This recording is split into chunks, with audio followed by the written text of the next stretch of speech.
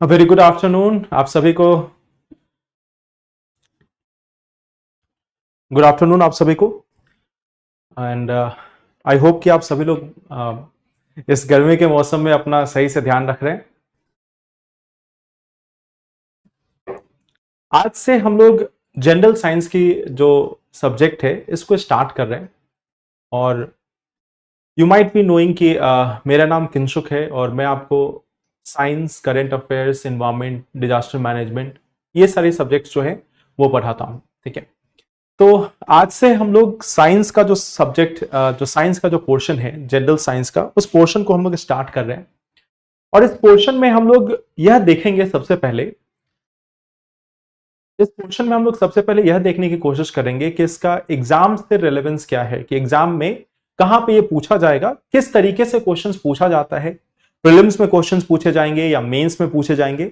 इन सभी डायमेंशन पे हम लोग पहले चर्चा करेंगे कि कहां पे ज्यादा क्वेश्चंस पूछे जाते हैं। और फिर हम लोग इसमें उन सभी विषय की बात करेंगे, उन सभी टॉपिक्स की बात करेंगे जिस पे ज्यादातर क्वेश्चंस आते हैं। और वह टॉपिक्स का जो नाम है वो मैंने पहले दिन ही आपको बताऊंगा कि हाँ, हमें कौन कौन से टॉपिक्स जो है वो आने वाले दिनों में पढ़ने हैं। ये सारी चीजें मैं आपको फर्स्ट डे ही बताऊंगा। ठीक है, गुड आफ्टरनून, जय हिंद। हाँ बिल्कुल, तो चलिए, तो जनरल साइंस एक, अगर आप देखोगे यूपीएससी के हिसाब से, तो जनरल साइंस एक सब्जेक्ट है और एक सब्जेक्ट है आपका साइंस एंड टेक्नोलॉजी। दोनों जो सब्जेक्ट हैं वो अलग अलग हैं, विज्ञान एवं प्रौद्योगिकी और एक सामान्य विज्ञान। दोनों सब्जेक्ट अलग अलग हैं, बट इन दोनों का आपस में लिंक है। एक सब्जेक्ट को आप समझोगे तो दूसरा सब्जेक्ट आपको बेहतर ढंग से समझ में आएगा। और प्लस जनरल साइंस वो सब्जेक्ट है जिससे आप देखोगे कि हाल फिलहाल के कुछ वर्षों में, लाइक 2019-20 के बाद, 2019-20 के बाद हर साल लगभग क्वेश्चंस आने की जो आवृत्ति है, जो फ्रीक्वेंसी है, वो बढ़ रही है। ठीक है, तो इन सभी टॉपिक्स को हम लोग यहां पर देखेंगे। ओके, आप लोगों में से कुछ लोगों ने ऑलरेडी एनवायरमेंट पढ़ा है। ओके, चलिए, तो हम लोग इसको स्टार्ट करते हैं। सबसे पहली चीज ये है कि इस जनरल साइंस का एग्जाम के हिसाब से क्या रेलेवेंस है, इस चीज पे हम लोग डिस्कशन करते हैं। एग्जाम के हिसाब से कहां पे रेलेवेंस है। ठीक है, तो सबसे पहले अगर हम सामान्य विज्ञान की बात करें, जो हमारा टॉपिक है सामान्य विज्ञान,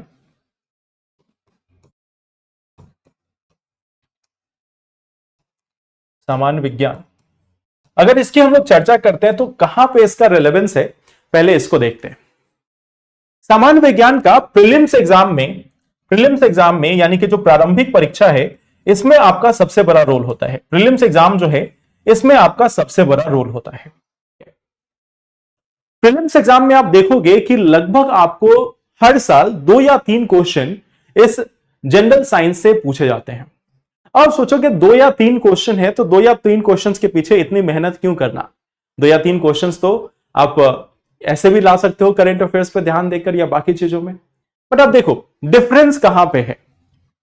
जैसे अगर आपने प्रीवियस ईयर क्वेश्चंस देखा है, उसको लेकर भी मैंने यूट्यूब पे सेशंस किए थे काफी, तो उसमें आपने देखा होगा कि कई बार जो क्वेश्चंस आते हैं, कुछ क्वेश्चंस टफ होते हैं, कुछ क्वेश्चन टफ होते हैं जो बाकी नॉर्मली लोगों को नहीं आते, और कुछ क्वेश्चंस होते हैं जो सिंपल होते हैं, जो आपको जानना चाहिए।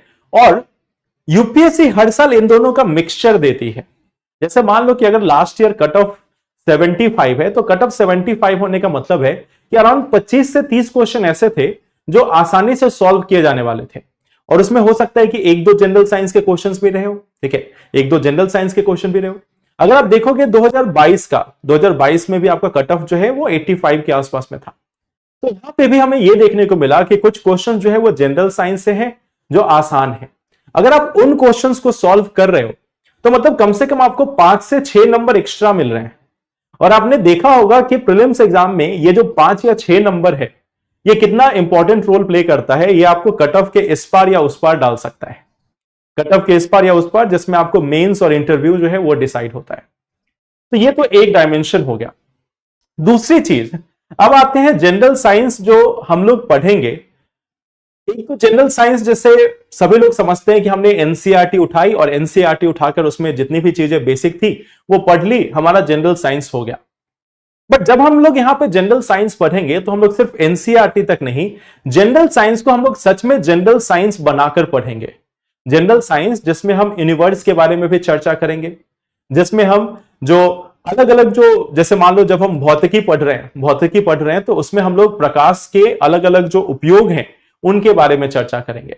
उससे संबंधित जो क्वेश्चंस आते हैं उनको मद्देनजर रखते हुए, जो आपको लगेगा कि शायद ये तो करंट अफेयर से रिलेटेड होगा या किसी और चीज से रिलेटेड होगा, या यूपीएससी ने आउट ऑफ द रैंडम कहीं से क्वेश्चन पूछ दिया, तो उन सभी चीजों को ध्यान में रखते हुए हम लोग साइंस का टॉपिक कंप्लीट करेंगे, ताकि सिर्फ एनसीईआरटी नहीं, आपका जनरल साइंस जो जनरली होता है जहां पे एनसीईआरटी भी मिस करती है, उन चीजों को हम लेकर साथ में पढ़ेंगे, उन चीजों को हम लोग साथ में लेकर पढ़ेंगे, ताकि आपका एक कॉम्प्रिहेंसिव ढंग से एग्जाम के हिसाब से तैयार हो। और एनसीईआरटी से भले आपको 2-3 क्वेश्चन आता हो, लेकिन ये जो जनरल साइंस है, यहां से आपको हर साल लगभग 4 से 5 क्वेश्चन तो आ जाएंगे, 5 क्वेश्चन तो आप इसमें बनाकर आओगे। ठीक है, तो यही चीज को ध्यान में रखते हुए हम लोग ने यहां पे जनरल साइंस को अलग से पढ़ाने का सोचा है।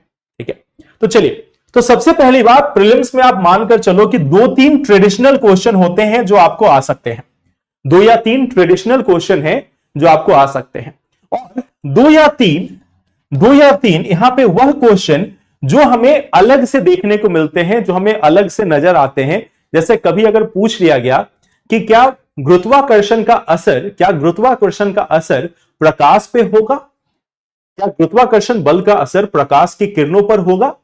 अब एनसीईआरटी में आप खोजोगे, ये आपको नहीं मिलेगा।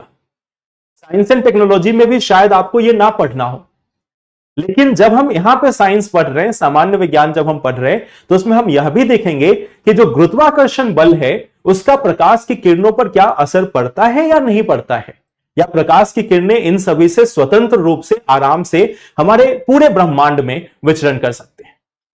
तो ये वाला टॉपिक भी हम लोग इसके साथ ही कवर करेंगे सामान्य विज्ञान में। ठीक है, चलिए, तो ये लगभग आपका कुल मिला के 5 से 6 क्वेश्चन जो है हर साल नॉर्मल इंटेलिजेंस यानी कि जनरल इंटेलिजेंस और प्लस जनरल साइंस, जो सामान्य बुद्धिमत्ता है और जो सामान्य विज्ञान है, इनके क्वेश्चंस मिला के आपको 5-6 क्वेश्चंस आ जाते हैं, और ये आपको आसानी से सॉल्व किए जाने वाले क्वेश्चंस है, जिनकी मदद से आप आसानी से आंसर्स लिख सकते हो।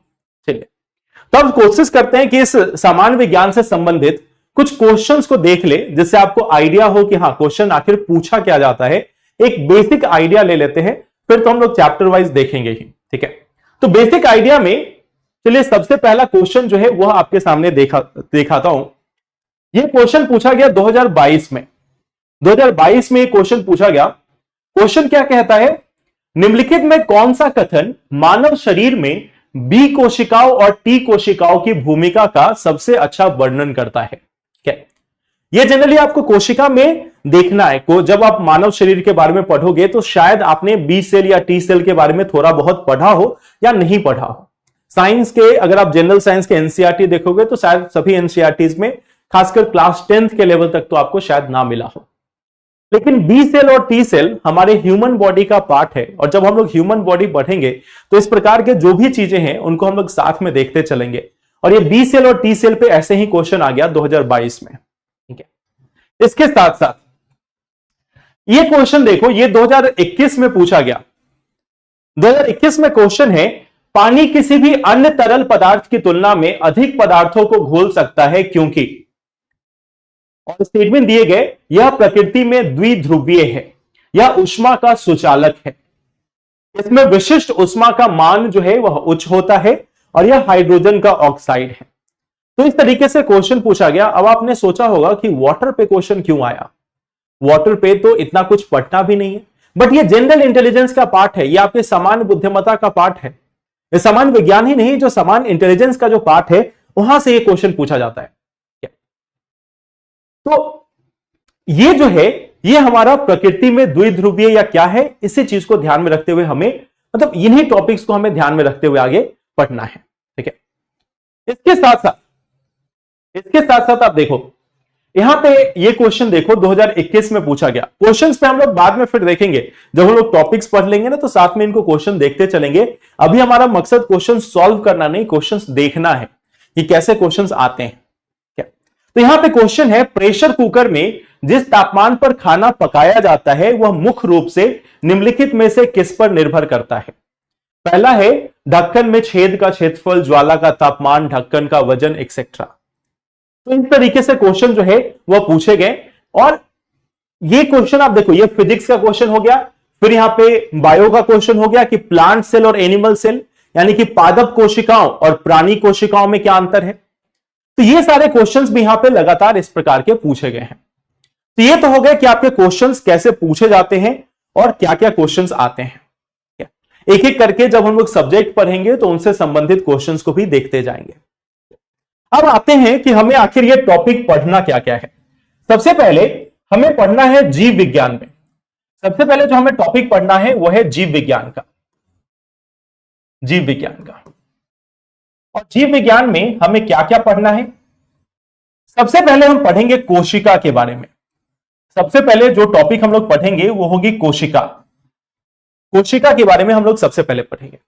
कोशिका क्या है, इसके घटक क्या होते हैं, इसका क्या कार्य है, कोशिका के जो अलग अलग घटक हैं, जो कंपोनेंट्स हैं, उनका क्या रोल है, इसके बारे में भी हम लोग देखेंगे। तो कोशिका यानी कि सेल के बारे में हम लोग यहां पर बात करेंगे। ये हमारा सबसे पहला टॉपिक होगा। दूसरा टॉपिक जो हमें यहां पे पढ़ना है वो है पादप एवं प्राणी साम्राज्य। पादप एवं प्राणी साम्राज्य। पादप एवं प्राणी साम्राज्य, यह हमारा सेकेंड टॉपिक है, जिसको भी हम लोग साथ में देखेंगे कि पादप समाज क्या है, प्राणी समाज क्या है, इसके बारे में भी हम लोग डिस्कस करेंगे। तीसरा टॉपिक जो हमें यहां पर देखना है, तीसरा टॉपिक जो देखना है वो होगा मानव शरीर। मानव शरीर, मानव शरीर क्या है, मानव शरीर के जो अनेकों अंग है या अंग के जो उनका जो एक भूमिका है, इसके बारे में हम लोग पढ़ेंगे कि मानव शरीर में क्या क्या अंग है, क्या क्या अलग अलग जो प्रणालियां है मानव शरीर में, जो अलग अलग प्रणालियां काम करती है, पाचन तंत्र है या श्वसन प्रक्रिया है, या फिर हमारा जो हृदय प्रणाली है, जो हमारी रक्त कोशिकाएं हैं, उन सभी का क्या रोल है, क्या महत्व है, इसके बारे में हम लोग चर्चा करेंगे। तो दूसरा हमारा टॉपिक था plant and animal kingdom. Plant and animal kingdom, plant and animal kingdom. तीसरा हमारा पार्ट जो है वो है ह्यूमन बॉडी को, ह्यूमन बॉडी के बारे में, ह्यूमन बॉडी। और फोर्थ जो हमें बायो में पढ़ना है, फोर्थ जो हमें बायो में पढ़ना है टॉपिक, जो आज के डेट में सबसे इंपॉर्टेंट टॉपिक माना जाता है, वह है मानव शरीर संबंधित जो बीमारियां हैं, इसके बारे में हम लोग डिस्कस करेंगे। और कौन सी बीमारियां, देखो कुछ बीमारियां होती है जो न्यूज में होती है, जैसे मान लो जैसे कोविड का इन्फेक्शन आया, तो कोविड का जब इन्फेक्शन आया तो सभी को मालूम था कि कोविड का इन्फेक्शन कैसे फैल रहा है, बाकी क्या चीजें हैं, वो सभी आपको मालूम चलता गया। तो ये चीजें तो करंट अफेयर्स में आती हैं, बट कुछ चीजें जो हैं वो बिल्कुल स्टैटिक हैं, बिल्कुल पहले से मौजूद है, और उनके बारे में हमें देखना है। जैसे एक आपने शायद सुना होगा blue baby syndrome. Blue baby syndrome करके एक बीमारी आती है, इसके बारे में शायद आपने कभी देखा होगा। एक आती है टर्नर सिंड्रोम, एक है टर्नर सिंड्रोम, टर्नर नेम पे ही है टर्नर सिंड्रोम, एक है क्लाइनफेल्टर सिंड्रोम। तो इस प्रकार की अलग अलग बीमारियां हैं, ये अलग अलग लोगों के नाम पे रखी गई या जगह के नाम पे रखी गई। तो क्लाइनफेल्टर सिंड्रोम, टर्नर सिंड्रोम, इस तरीके की बीमारियां जो हैं वह अनुवांशिक बीमारियां हैं। या जैसे मान लो थैलेसीमिया की बीमारी, सिकल सेल अनीमिया की बीमारी, थैलेसीमिया, सिकल सेल अनीमिया। एक और बीमारी होती है जिसका नाम है एरिथ्रोब्लास्टोसिस। तो इस प्रकार की जो बीमारियां हैं उनके बारे में हम लोग जानेंगे कि आखिर ये है क्या, इनके पीछे कारण क्या है, और फिर इनके क्या बचने के उपाय होते हैं, या कुछ है या नहीं है, उनको भी हम लोग देखेंगे। ठीक है, तो ये सभी हमारी अगली जो टॉपिक होंगी, मानव शरीर संबंधित बीमारियां, मानव शरीर संबंधी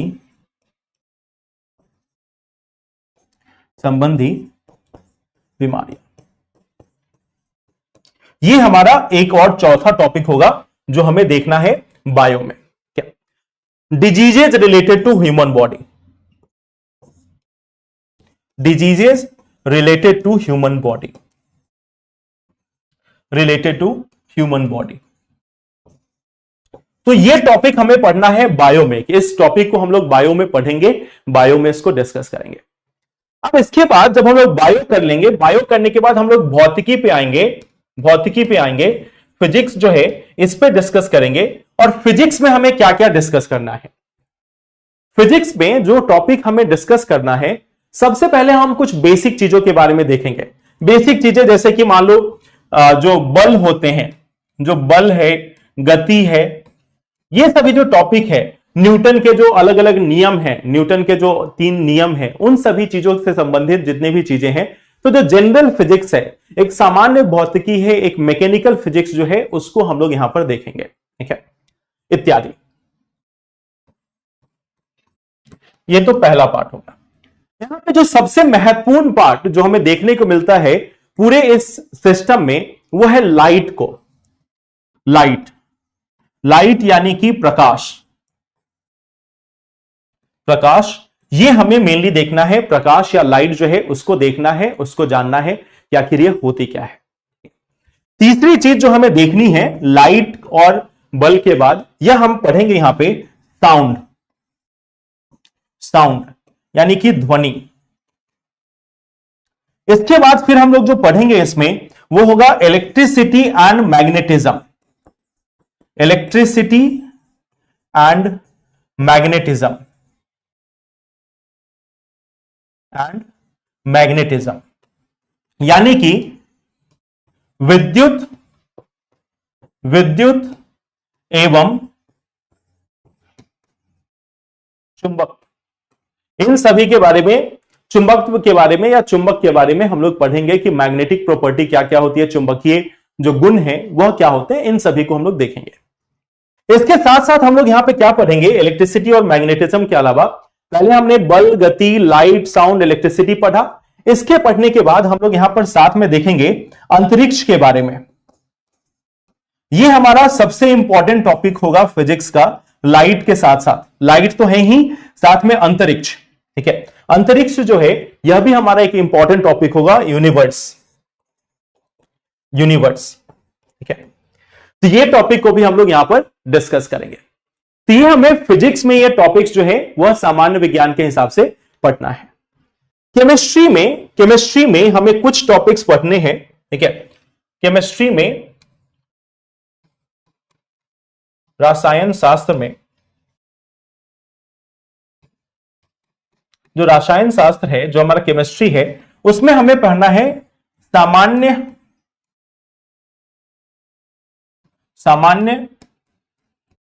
रसायन शास्त्र, ठीक है, जनरल केमिस्ट्री जो है। और दूसरा जो हमें पढ़ना है वह है यौगिक, ठीक है। कुछ महत्वपूर्ण यौगिक,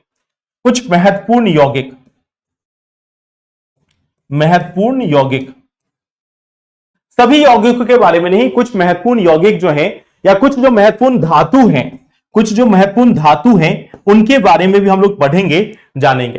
कुछ इंपॉर्टेंट जो धातु हैं या अधातु हैं या तत्व हैं, तत्व भी मैं यहां पे लिख देता हूं, ठीक है। कुछ जो इंपॉर्टेंट तत्व हैं, एलिमेंट्स हैं, उनके बारे में, या मेटल्स हैं, उनके बारे में हम लोग डिस्कस करेंगे। तो केमिस्ट्री में हमें कम डिस्कस करना है, केमिस्ट्री में ज्यादा कुछ नहीं पढ़ना होता, मेनली बायो में पढ़ना होता है और थोड़ा बहुत फिजिक्स में, ठीक है। तो ये टॉपिक है मेरे समझ से। सबसे पहले आपको क्लैरिटी है कि हमें क्या क्या चीजें पढ़नी है। चलो अब आप क्वेश्चंस बताओ।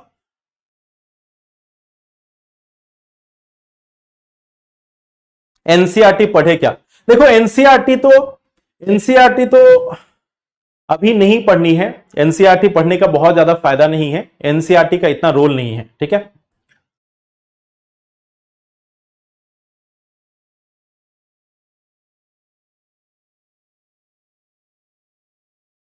क्लासेज जो है वो लगभग 10 होगा, 10 क्लासेज जो है वो लगभग होगा। केमिस्ट्री में बहुत सारे टॉपिक है विशाल, लेकिन केमिस्ट्री में एग्जाम के हिसाब से इंपॉर्टेंट टॉपिक्स नहीं है, ठीक है।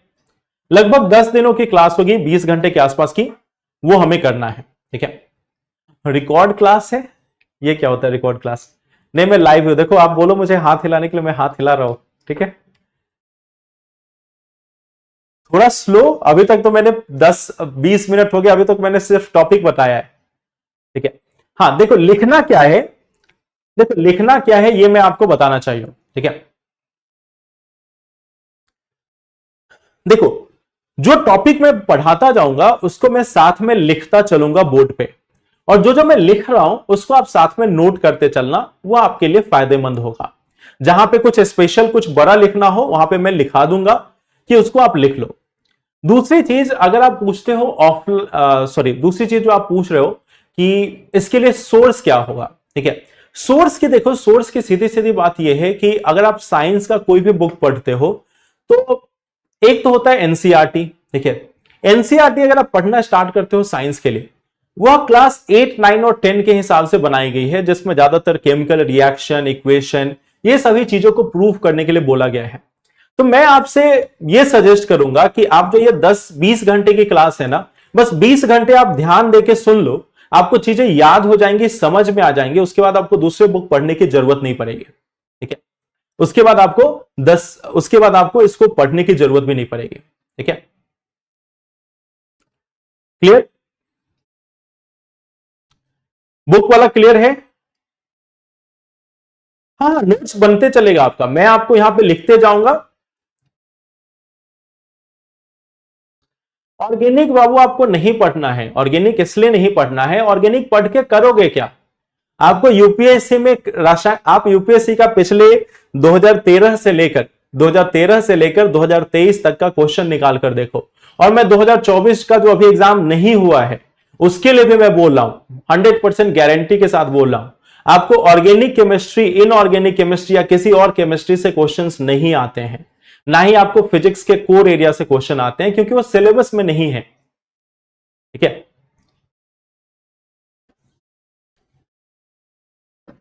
क्लियर है?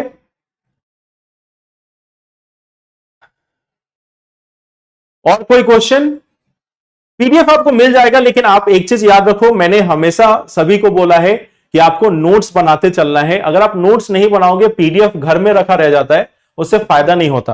तो अगर आप पीडीएफ के बहाने चल रहे हो कि हाँ चलो पीडीएफ मिल जाएगा उससे हम पढ़ लेंगे, फायदा नहीं होगा, ठीक है। आपके पास तो बहुत सारे बुक्स हैं, बहुत सारे बुक्स होंगे ना आप सभी के पास, तो क्या आपने उन सारे बुक्स को पढ़ लिया है, उन सभी बुक्स को रिवाइज कर लिया है, ठीक है।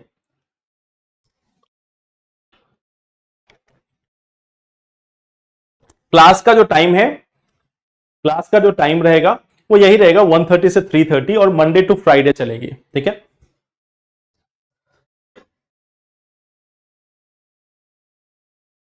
चलिए देखो, जो ऑफलाइन क्लासेस का जो इश्यू आप बोल रहे हो ना, ऑफलाइन क्लासेस का इश्यू ये है कि जितनी गर्मी पड़ रही है दिल्ली में, हर जगह पे आपने शायद न्यूज सुना होगा कि एक दिन के अंदर में दिल्ली में 220 से अधिक जगहों पर आग लग गई, ठीक है। 220 से अधिक जगहों पर एक दिन के अंदर में आग लग गई है। तो दिल्ली में जो गर्मी चल रही है उसको मद्देनजर रखते हुए सरकार की तरफ से भी निर्देश है कि बहुत सारे जो ऑफलाइन क्लासेस जो चल रहे थे उनको सरकार ने रोका हुआ है, ठीक है। तो इस चीज को भी थोड़ा आप ध्यान में रखो, उसी को ध्यान में रखते हुए आप लोगों के लिए अरेंजमेंट किया जा रहा है, ठीक है। उसी को ध्यान में रखते हुए अरेंजमेंट किया जा रहा है और जल्दी से आपको बता दिया जाएगा, इसमें इतना क्या परेशान होना है। चलिए, और आप लोग सभी सिविल सर्विसेज की तैयारी करने जा रहे हो, आप लोगों को सॉल्यूशन निकालना चाहिए। आप सिर्फ प्रॉब्लम पर अगर ध्यान दोगे तो आप सॉल्यूशन कब निकालोगे?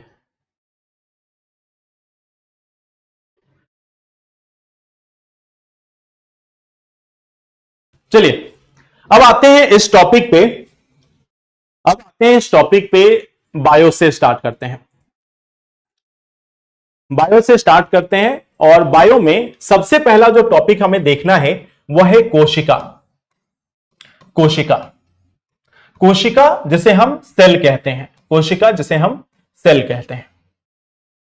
तो आखिर यह कोशिका होती क्या है, इस कोशिका की स्टार्टिंग कब से हुई, कब से इसकी शुरुआत हुई, इन सभी चीजों को हम लोग देखते हैं, ठीक है। देखो, आप सभी ने थोड़ा बहुत क्लास 8, 9, 10 में एक कॉन्सेप्ट पढ़ा होगा। क्लास 8, 9, 10 में आप सभी ने कॉन्सेप्ट पढ़ा होगा एटम्स के बारे में, परमाणु के बारे में। आपने वहां पे पढ़ा होगा कि हमारे आसपास में जो भी पदार्थ हैं, वह परमाणु से मिलकर बने हुए हैं। जो भी पदार्थ हैं वह परमाणु से मिलकर बने हुए हैं, यानी छोटे छोटे परमाणु मिलकर इन पदार्थों की रचना करते हैं। छोटे छोटे पदार्थ मिलकर इन परमाणुओं की रचना करते हैं। तो देखो, अब हम जैसे मान लो ये आपके पास एक पेन है, ये कलम है। ये कलम जो है वह भी किसी न किसी एटम से बना होगा, वह परमाणु से बना होगा, और अनेक परमाणुओं से मिलकर यह जो पूरा स्ट्रक्चर है यह तैयार हुआ है। हमारे आपके आसपास में जो भी चीजें हैं वो कहीं ना कहीं एटम से बनी हुई है, परमाणुओं से बनी हुई है। तो ये सारा संसार जो है, पूरा संसार, जो भी चीज आप देख पाते हो, महसूस कर पाते हो, जैसे कोई भी पदार्थ हो, चाहे वो ठोस अवस्था में हो, तरल अवस्था में हो या गैसीय अवस्था में हो, जिसको आप महसूस कर पाते हो जैसे कि हवा, जिसको आप टच कर पाते हो जैसे कि सॉलिड कोई भी सब्सटेंस, कोई भी ठोस पदार्थ या कोई भी तरल पदार्थ, जिसको आप टच कर पाते हो, जिसको आप छू पाते हो, जिसको आप महसूस कर पाते हो, जिसका कुछ द्रव्यमान होता है, या फिर जिसके द्वारा कुछ जो जगह है वह घेरी जाती है, उसे हम पदार्थ कहते हैं, और वही पदार्थ परमाणुओं से बना होता है। तो ये तो एक साइड हो गया हमारे पूरे ब्रह्मांड का। लेकिन इसी ब्रह्मांड में एक छोटा सा ग्रह है जिसका नाम है पृथ्वी, और उस पृथ्वी पर अनेकों जीव जंतु पाए जाते हैं। अनेकों जीव जंतु पाए जाते हैं। कुछ जीवित प्राणी हैं, कुछ जीवित प्राणी हैं, कुछ जीवित जो प्राणी हैं वह पाए जाते हैं। अब इन जीवित प्राणियों का आधार क्या है? यह जीवित प्राणी कहां से आए हैं, किस चीज से बने हुए हैं, यह जीवित प्राणियों की रचना कैसे हुई, यह किस चीज से बने हुए हैं? तो इसी चीज को खोजा जाने लगा, इसी चीज पर रिसर्च की जाने लगी कि आखिर यह ह्यूमन जो हमें दिख रहा है, या जो एनिमल हमें दिख रहा है, जो मानव दिख रहा है, जो जानवर दिख रहा है, जो पौधा दिख रहा है, आखिर वो बना कैसे है, किस चीज से बना हुआ है, किस चीज से बना हुआ है। और जब हमने इसी चीज को खोजा, जब हमने इसी चीज को खोजना स्टार्ट किया, तो एक नया टर्म निकल कर आया सामने। जीवन की जो सबसे छोटी इकाई खोजी गई, जीवन की या जीवित प्राणियों की जो सबसे छोटी इकाई खोजी गई, उस सबसे छोटी इकाई का नाम पड़ा कोशिका। और यह कोशिका नाम जो है वह कब दिया गया और किसके द्वारा दिया गया? चलिए, आप लोगों में से कुछ लोगों ने क्लास 10th या 12th में बायो तो पढ़ा होगा। तो यह जो है कोशिका नाम, यह कहां से आया, किसके द्वारा दिया गया? कोशिका जो नाम है वह किसके द्वारा दिया गया है?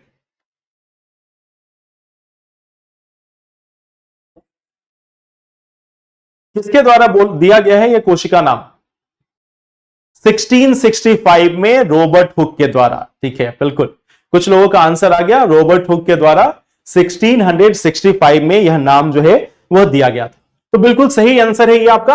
1665 में, 1665 में एक कॉन्सेप्ट दिया गया रॉबर्ट हुक के द्वारा। ठीक है, एक व्यक्ति है रॉबर्ट हुक। रॉबर्ट हुक के द्वारा यह बोला गया कि जो जीवन की जो सबसे छोटी इकाई है, जीवन की सबसे छोटी इकाई जो है, सबसे छोटी इकाई, इसी को हम बोलते हैं कोशिका। जीवन की जो सबसे छोटी इकाई है, इसी को हम कोशिका के रूप में जानते हैं। तो यह बात तो हो गई 1665 की। 1665 में जब इतनी सारी जानकारी हमें थी भी नहीं, तब उस समय 1665 में कहा गया रॉबर्ट हुक के द्वारा कि जीवन की जो सबसे छोटी इकाई है वह कोशिका है। और कोशिका टर्म या सेल टर्म की जो शुरुआत है, या सेल टर्म जो नाम है, वह भी दिया गया था रॉबर्ट हुक के द्वारा। रॉबर्ट हुक, ठीक है, रॉबर्ट हुक के द्वारा। लेकिन इसके बाद 1831 में 1831 में फिर थोड़ी बहुत और खोज हुई, और फिर थोड़ी और खोज में एक और शख्स आए जिनका नाम आया रॉबर्ट ब्राउन। तो रॉबर्ट ब्राउन साहब ने क्या बोला कि इस सेल के अंदर में एक केंद्रक होता है, इस कोशिका के अंदर में एक केंद्रक होता है, एक नाभिक होता है, एक न्यूक्लियस होता है, और उसकी खोज उन्होंने की। तो 1831 में एक और महाशय आए, और उन महाशय का नाम था रॉबर्ट ब्राउन। रॉबर्ट ब्राउन साहब ने क्या बोला? रॉबर्ट ब्राउन साहब ने बोला कि एक केंद्रक जो है वह मौजूद होता है, एक न्यूक्लियस जो है वह मौजूद होता है कोशिका के अंदर में। किसी भी कोशिका के अंदर में एक जो न्यूक्लियस है वह मौजूद होता है। ठीक है, तो यह बोला गया रॉबर्ट ब्राउन साहब के द्वारा। ठीक है, रॉबर्ट ब्राउन साहब के बाद रॉबर्ट ब्राउन साहब के बाद 1839 में, रॉबर्ट ब्राउन साहब के बाद 1839 में एक और महाशय हैं, 1839, 1839, यहां पे एक और महाशय आए जिनका नाम था स्केलेडन। स्केलेडन साहब ने क्या बोला? स्केलेडन साहब ने बोला कि जितने भी पशु पक्षी, जितने भी पशु पक्षी, जितने भी पादप हैं, जितने भी पौधे हैं, वह सभी सिर्फ कोशिकाओं से ही निर्मित है। उन सभी के निर्माण की जो मुख्य इकाई है वह कोशिका है।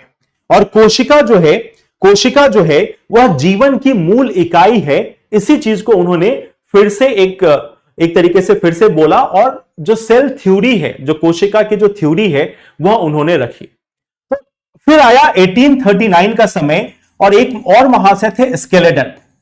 स्केलेडन साहब ने दिया कोशिका के बारे में कि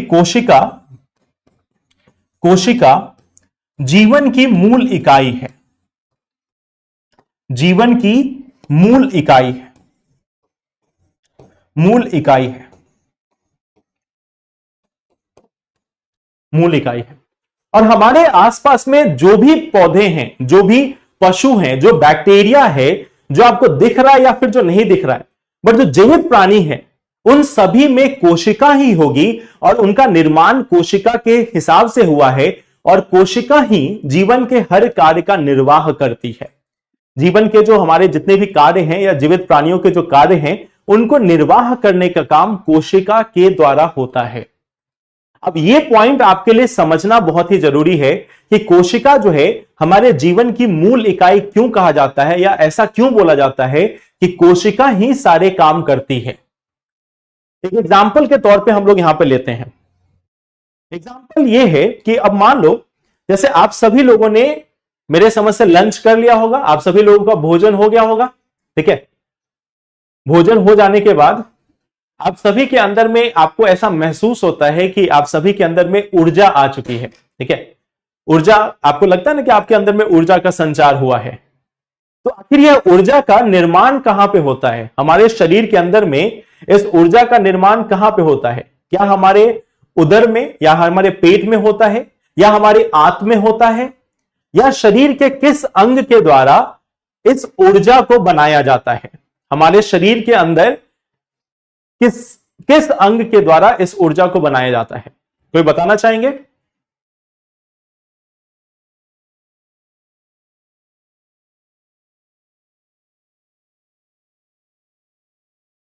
अच्छा, खाने के बाद लेजीनेस होता है, हाँ ये भी एक पार्ट है, ठीक है।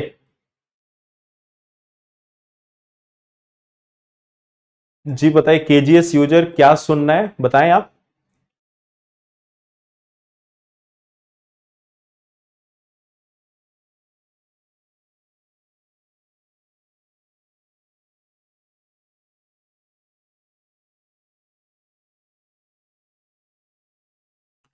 Mitochondria, okay. तो देखो माइटोकॉन्ड्रिया पे हम लोग आएंगे, बट आप देखो मेन क्या है। हाँ, एक हमारा कोशिका हो गया, कोशिका के अंदर मौजूद है माइटोकॉन्ड्रिया, और वही माइटोकॉन्ड्रिया जो है वही बेसिकली हमारे यहां ऊर्जा के निर्माण के लिए जिम्मेदार है। तो माइटोकॉन्ड्रिया जो है यानी कोशिका, यानी अल्टीमेटली क्या हुआ, जो कोशिका है हमारे शरीर के अंदर में वह ऊर्जा प्रदान करती है। जैसे मान लो कि आपने खाना खाया, खाना खाने के बाद आपको लगा कि चलो बहुत ऊर्जा आ गई है, उठकर 2-4 चैप्टर तो आज पढ़े जाएंगे। या आप में से कुछ लोग होंगे जिसने आपने सोचा कि चलो थोड़ा खा लिया है, अब हम लोग चलते हैं क्रिकेट खेल के आते हैं, कम से कम 1-2 सेंचुरी तो मार के आ ही जाएंगे, या 2-3 हैट्रिक लेके आ जाएंगे। कुछ लोगों ने सोचा होगा चलो 5 किलोमीटर दौड़ के आ जाते हैं, खाना खाया, एनर्जी है हमारे पास भरपूर मात्रा में, तो इस एनर्जी का उपयोग करते हैं। तो ये जो एनर्जी जो आपके अंदर में है, यह ऊर्जा जो आपके अंदर में है, इस ऊर्जा का निर्माण हमारे शरीर के हर एक कोशिका के द्वारा किया जाता है। ऐसा नहीं कि हमारे शरीर के अंदर में ऊर्जा किसी एक स्थान पर बनेगी और उस ऊर्जा का वितरण होगा। हमारे शरीर में कहीं भी एक स्थान पर ऊर्जा का वितरण नहीं होता, या ऊर्जा जनरेट होकर वितरित नहीं होती। हर एक कोशिका के द्वारा, हर एक कोशिका के द्वारा व्यक्तिगत रूप से ऊर्जा का निर्माण किया जाता है, और उसी ऊर्जा से हम कोई भी काम कर पाते हैं। फॉर एग्जाम्पल, अभी अगर मैं कुछ बोल पा रहा हूं, या फिर आप मुझे देख पा रहे हो, आप मुझे सुन पा रहे हो, तो आपके शरीर के कुछ ऊर्जा का खपत हो रहा होगा। और आपके शरीर में मान लो आपके जो कान की जो जो कोशिकाएं होंगी, जो आपकी कर्ण कोशिकाएं होंगी, वह वहां पे कुछ काम कर रही होंगी। आपके मस्तिष्क की जो कोशिकाएं हैं वह काम कर रही होंगी। ठीक है, तो इन कोशिकाओं के काम के कारण, इन कोशिकाओं की गतिविधियों के कारण ही आप कोई भी कार्य को पूरा कर पाते हो। तो ये एक इंपॉर्टेंट पार्ट है जिसको आपको याद रखना है कि कोशिका जो है हमारे शरीर के हर एक गतिविधि के लिए जिम्मेदार होती है, हर एक गतिविधि के लिए जिम्मेदार होती है। ठीक है, तो कोशिका जीवन की मूल इकाई है, ये बात यहां से जाहिर होती है। ठीक है, कोशिका हमारे शरीर को एक संरचना प्रोवाइड करती है, एक संरचना प्रदान करती है। क्या इसमें आप लिख सकते हो कि कोशिका शरीर को एक संरचना प्रदान करती है, एक संरचना प्रदान करती है। कोशिका शरीर को एक संरचना प्रदान करती है। हमारे शरीर का जो एक स्ट्रक्चर है, हमारे शरीर का जो एक संरचना है, वह संरचना किससे मिला है, वह आकार किससे मिला है, वह आकार मिला है कोशिका से। वह आकार हमें मिला है किस चीज से, कोशिका से, सेल से। ठीक है, तो हमारे शरीर को एक संरचना प्रदान करती है, यह काम है कोशिका का। इसके साथ साथ कोशिका ये काम तो करती ही है। ठीक है, कोशिका शरीर के जो अनेकों गतिविधियां होती हैं उनको पूर्ण करने का काम करती है। कोशिका शरीर की गतिविधियों को पूर्ण करती है।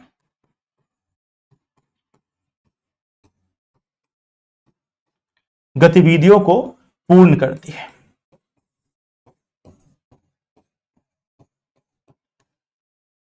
जिसमें अलग अलग प्रक्रिया है, जैसे ऊर्जा का बनाना, पाचन में हेल्प करना, पाचन जो क्रिया है हमारी, जो डाइजेशन एक्टिविटी है उसमें हेल्प करना, और इस प्रकार की जो अनेकों क्रियाएं हैं, इन सभी को पूर्ण करने का काम किसका है, कोशिका का है। ठीक है, तो ये सभी काम कोशिका के द्वारा कहा जाता है, ये सभी काम जो है वो कोशिका के द्वारा किया जाता है। कोशिका के अंदर जो मौजूद अनेकों जो ऑर्गेनेली है, जो इसके जो अलग अलग जो पार्ट हैं, कंपोनेंट है, जो घटक हैं, उनके द्वारा इन कार्यों को पूरा किया जाता है। ठीक है, तो ये तो हमारी सबसे पहली बात हो गई कि कोशिका होती क्या है, इसका काम क्या है। अब क्वेश्चन ये उठता है कि आखिर यह जो कोशिका है, यह जो हमारी कोशिका है, इस कोशिका के घटक क्या क्या हैं, या कोशिका कैसी हमें दिखती है, इन सभी चीजों पे अब हम लोग चर्चा करते हैं। तो आते हैं सबसे पहले कि कोशिका हमें किस प्रकार की नजर आएगी। ठीक है, अब देखो, अब यहां पे हमारे पास दो अलग अलग प्रकार की कोशिकाएं होती हैं। हमारे पास दो अलग अलग प्रकार की कोशिकाएं होती हैं, दो अलग अलग प्रकार की कोशिकाएं होती हैं।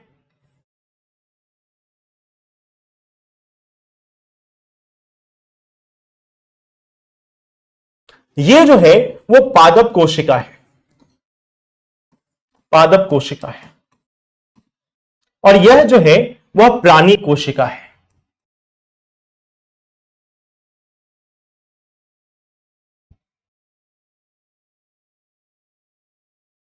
पशु कोशिका बोल देते हैं, और ज्यादा क्लियर करते हैं, पशु कोशिका। हमारे पास दो अलग अलग प्रकार की कोशिकाएं हैं, एक है पादप कोशिकाएं, एक है पशु कोशिकाएं। तो इन दोनों का स्ट्रक्चर मैंने अलग अलग आपको बनाया, बट हम लोग एक जनरल बात करते हैं कि किसी भी कोशिका के अंदर में हमें क्या क्या चीजें देखने को मिलेंगी, क्या क्या पार्ट्स होंगे, क्या क्या इसके घटक होंगे, इनके बारे में हम लोग थोड़ी चर्चा करते हैं। ठीक है, तो देखो, जैसे हम लोग एक किसी पे कंसंट्रेट करते हैं, मान लो हमारा ये एक कोशिका है। ठीक है, इस कोशिका के अंदर में यह जो पार्ट आपको बाहर से जो दिख रहा है, यह जो पार्ट जो आपको बाहर से दिख रहा है, ये जो पार्ट जो आपको बाहर से दिख रहा है, ठीक है, जो पार्ट आपको बाहर से दिख रहा है, जो रेड कलर से मैंने अभी इंडिकेट किया, इस पार्ट को हम क्या बोलते हैं, इस पार्ट को हम बोलते हैं कोशिका झिल्ली।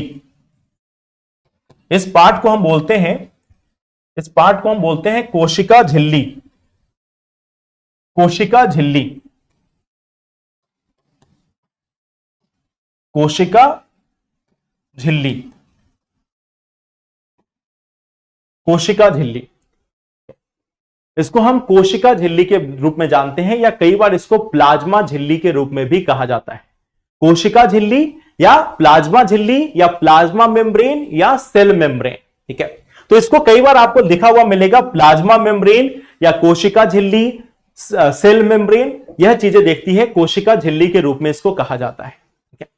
अब इस कोशिका झिल्ली के साथ साथ इस सेल के अंदर में एक और चीज मौजूद होती है, जिसे हम केंद्रक बोलते हैं, केंद्रक बोलते हैं, या इसको हम बोल सकते हैं अनुवांशिक सामग्री, अनुवांशिक सामग्री, अनुवांशिक सामग्री। जो जेनेटिक मटेरियल है, जो न्यूक्लियस है, इसको मैंने अनुवांशिक सामग्री एक विशेष कारण से बोला है। आगे हमें कुछ और चीजें पढ़नी है, उसको ध्यान में रखते हुए, ठीक है। तो अभी इसको आप याद रखो, इसको न्यूक्लियस कह दिया जाता है या कई बार अनुवांशिक सामग्री कह दी जाती है। मेनली इसमें अनुवांशिक जो सामग्री होती है वही मौजूद होते हैं, गुणसूत्र जो हैं, जो जीन्स हैं, वह इसमें मौजूद होते हैं। इसके बारे में हम लोग चर्चा करेंगे, ठीक है। और एक और चीज, एक तो हमने देख लिया कि एक हो गई हमारी कोशिका झिल्ली, इसको हमने नंबर दे दिया, ये मान लो हमारा पहला नंबर। दूसरा नंबर हमने दे दिया केंद्रक को या अनुवांशिक सामग्री को, और तीसरा नंबर हमने दे दिया कि इसके बीच में जो भी चीजें बची हुई हैं, इसके बीच में जो भी चीजें बची हुई हैं, कोशिका झिल्ली से लेकर केंद्रक के बीच में जो चीजें भी बची हुई हैं, उसको हम बोल देते हैं साइटोप्लाज्म, या कोशिका द्रव्य के रूप में उसको हम जानते हैं, कोशिका द्रव, कोशिका द्रव। इसको हम साइटोप्लाज्म कोशिका द्रव के रूप में, जो कोशिका द्रव है, इसके रूप में हम इसको जानते हैं, ठीक है। तो सबसे पहला तो ये हो गया कि हमारे पास एक कोशिका झिल्ली हो गई, ठीक है। कोशिका झिल्ली के साथ साथ हमारे पास कोशिका के एक केंद्रक हो गए, और उसके साथ साथ हमारे पास साइटोप्लाज्म या फिर जो कोशिका द्रव है वह भी यहां पे मौजूद है, ठीक है। ये तो हमारे सबसे पहली बात हो गई। अब हम बात करते हैं कि इन्हीं तीनों का नाम क्यों लिया गया। इसके अलावा बाकी तो बहुत सारी चीजें होती हैं, कोशिका द्रव, या फिर अगर हम लोग बात करें कोशिका द्रव, कोशिका झिल्ली या जो केंद्रक है, इसके अलावा कई चीजें होती हैं, बट हमने सिर्फ इन तीनों का ही नाम क्यों लिया। इन तीनों का नाम लेने का यह वजह है कि यह तीनों किसी भी सेल में, किसी भी प्रकार की कोशिका हो, उन सभी में पाई जाएगी, चाहे वो पादप कोशिका हो, पशु कोशिका हो, चाहे वो यूकैरियोटिक हो, प्रोकैरियोटिक हो। यूकैरियोटिक या प्रोकैरियोटिक भी दो अलग अलग प्रकार की कोशिकाएं होती है, उसको हम लोग आगे पढ़ेंगे, बट यह तीनों हर जगह पाई जाती है। आप मानव की कोशिका निकाल लो, उसमें भी यह होगा, पशु की कोशिका निकालो, उसमें भी होगा, प्लांट की कोशिका निकालो, वहां पे भी होगा, बैक्टीरिया की कोशिका निकालो, उसमें भी मौजूद होगा। तो ये जो तीन चीजें हैं, कोशिका झिल्ली, कोशिका द्रव और केंद्रक, यह तीनों हर चीज में मौजूद होती हैं, और इन्हीं के बारे में हमें एक एक करके डिस्कस करना है। जब हम कोशिका द्रव के बारे में बात करेंगे तो इसमें मौजूद बाकी सभी चीजों के बारे में डिस्कस करेंगे, जिसमें हमारे पास आएंगे जैसे लयनकाय या लाइसोसोम, इसमें आएंगे हमारे पास गोल्गी तंत्र या गोल्गी एपरेटस, इसी में हमें मिलेगा एक कोशिका जाल जो होता है, या अंतर्द्रव्यीय जालिका जो होती है, अंतर्द्रव्यीय जालिका, जिसे हम इंडोप्लाज्मिक रेटिकुलम बोलते हैं, अंतर्द्रव्यीय जालिका या इंडोप्लाज्मिक रेटिकुलम बोलते हैं, वह भी आएगा। इसी में हमारे पास रसधानी भी आएंगी, इसी में हमारे पास माइटोकॉन्ड्रिया भी आएगा। तो इन सभी चीजों को हम लोग एक एक करके डिस्कस करेंगे। सबसे पहले स्टार्ट करते हैं किसके बारे में, कोशिका झिल्ली के बारे में, ठीक है। अब मैं आपको यहां पे एक इमेज दिखा देता हूं कोशिका की।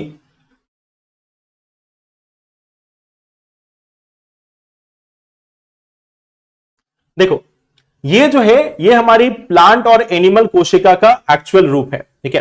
प्लांट और एनिमल कोशिका जो है वो कुछ इस तरीके से हमें दिखाई देती है। ठीक है, ये हमारी प्लांट कोशिका है, ये हमारी प्लांट कोशिका है, और यह जो है वह एनिमल कोशिका है। इसी में आप देख सकते हो ये इसका आकार होता है, एक ओवल शेप, एक थोड़ा सा रेक्टेंगल शेप का, यानी कि थोड़ा सा आयताकार आकार का देखने को मिलता है प्लांट कोशिका और एनिमल कोशिका। इनके बारे में हम लोग डिटेल से एक एक करके पढ़ेंगे, तब और चीजें क्लियर होती जाएंगी। ठीक है, चलिए तो पहले स्टार्ट करते हैं हम लोग प्लाज्मा झिल्ली से। पहले जो है वो प्लाज्मा झिल्ली से स्टार्ट करते हैं, या कोशिका झिल्ली जो है वहां से स्टार्ट करते हैं। कोशिका झिल्ली, कोशिका झिल्ली या प्लाज्मा मेम्ब्रेन, प्लाज्मा मेम्ब्रेन, कोशिका झिल्ली या प्लाज्मा मेम्ब्रेन आखिर होता क्या है, इसका काम क्या है, इसके बारे में हम लोग डिस्कस करते हैं। ठीक है, संध्या मैं नोट्स तो साथ में लिखते जा रहा हूं, आप नोट करते जाओ। ठीक है, देखो मैंने आपको स्टार्टिंग में ही बोला है, आप जो मैं लिखते जाऊंगा ना उसको नोट करते जाना, ताकि आपके शॉर्ट नोट्स तैयार होते जाए। जब आपका शॉर्ट नोट्स तैयार होगा तभी आप उसको रिवाइज कर पाओगे, नहीं तो बुक्स तो आपके पास बहुत पहले से हैं, है ना। चलिए अब हम लोग बात करते हैं कोशिका झिल्ली के बारे में या प्लाज्मा मेम्ब्रेन के बारे में एक एक करके।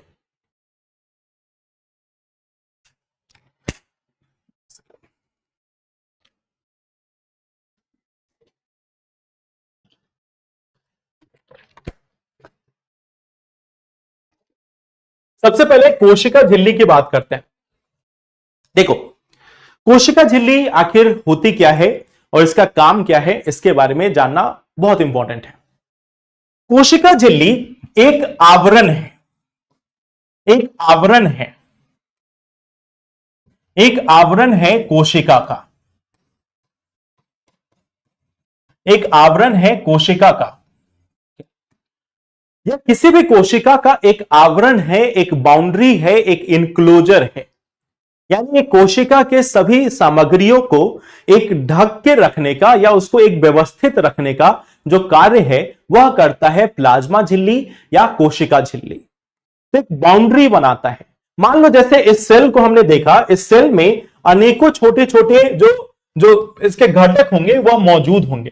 तो इन घटकों को बांध कर रखने का, इन घटकों को एक जगह व्यवस्थित रखने का कार्य कौन करेगा?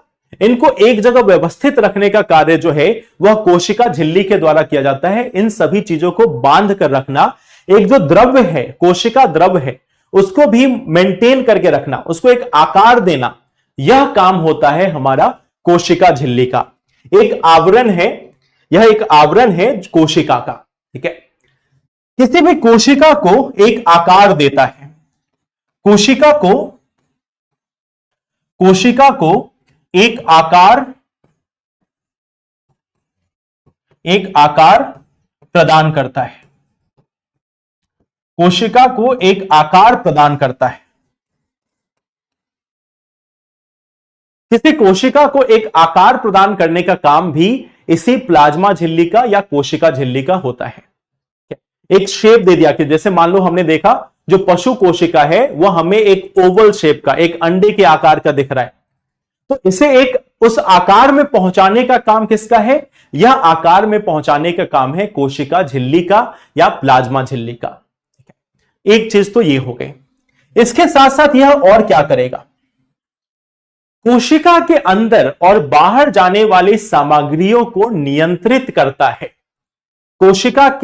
कोशिका से अंदर आने वाली या कोशिका में अंदर आने वाली और कोशिका से बाहर जाने वाली सामग्रियों को नियंत्रित करने का काम भी इस कोशिका झिल्ली के द्वारा किया जाता है। कोशिका के अंदर या बाहर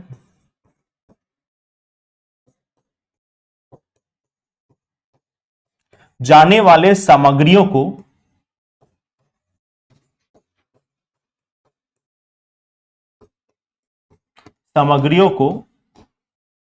नियंत्रित करता है,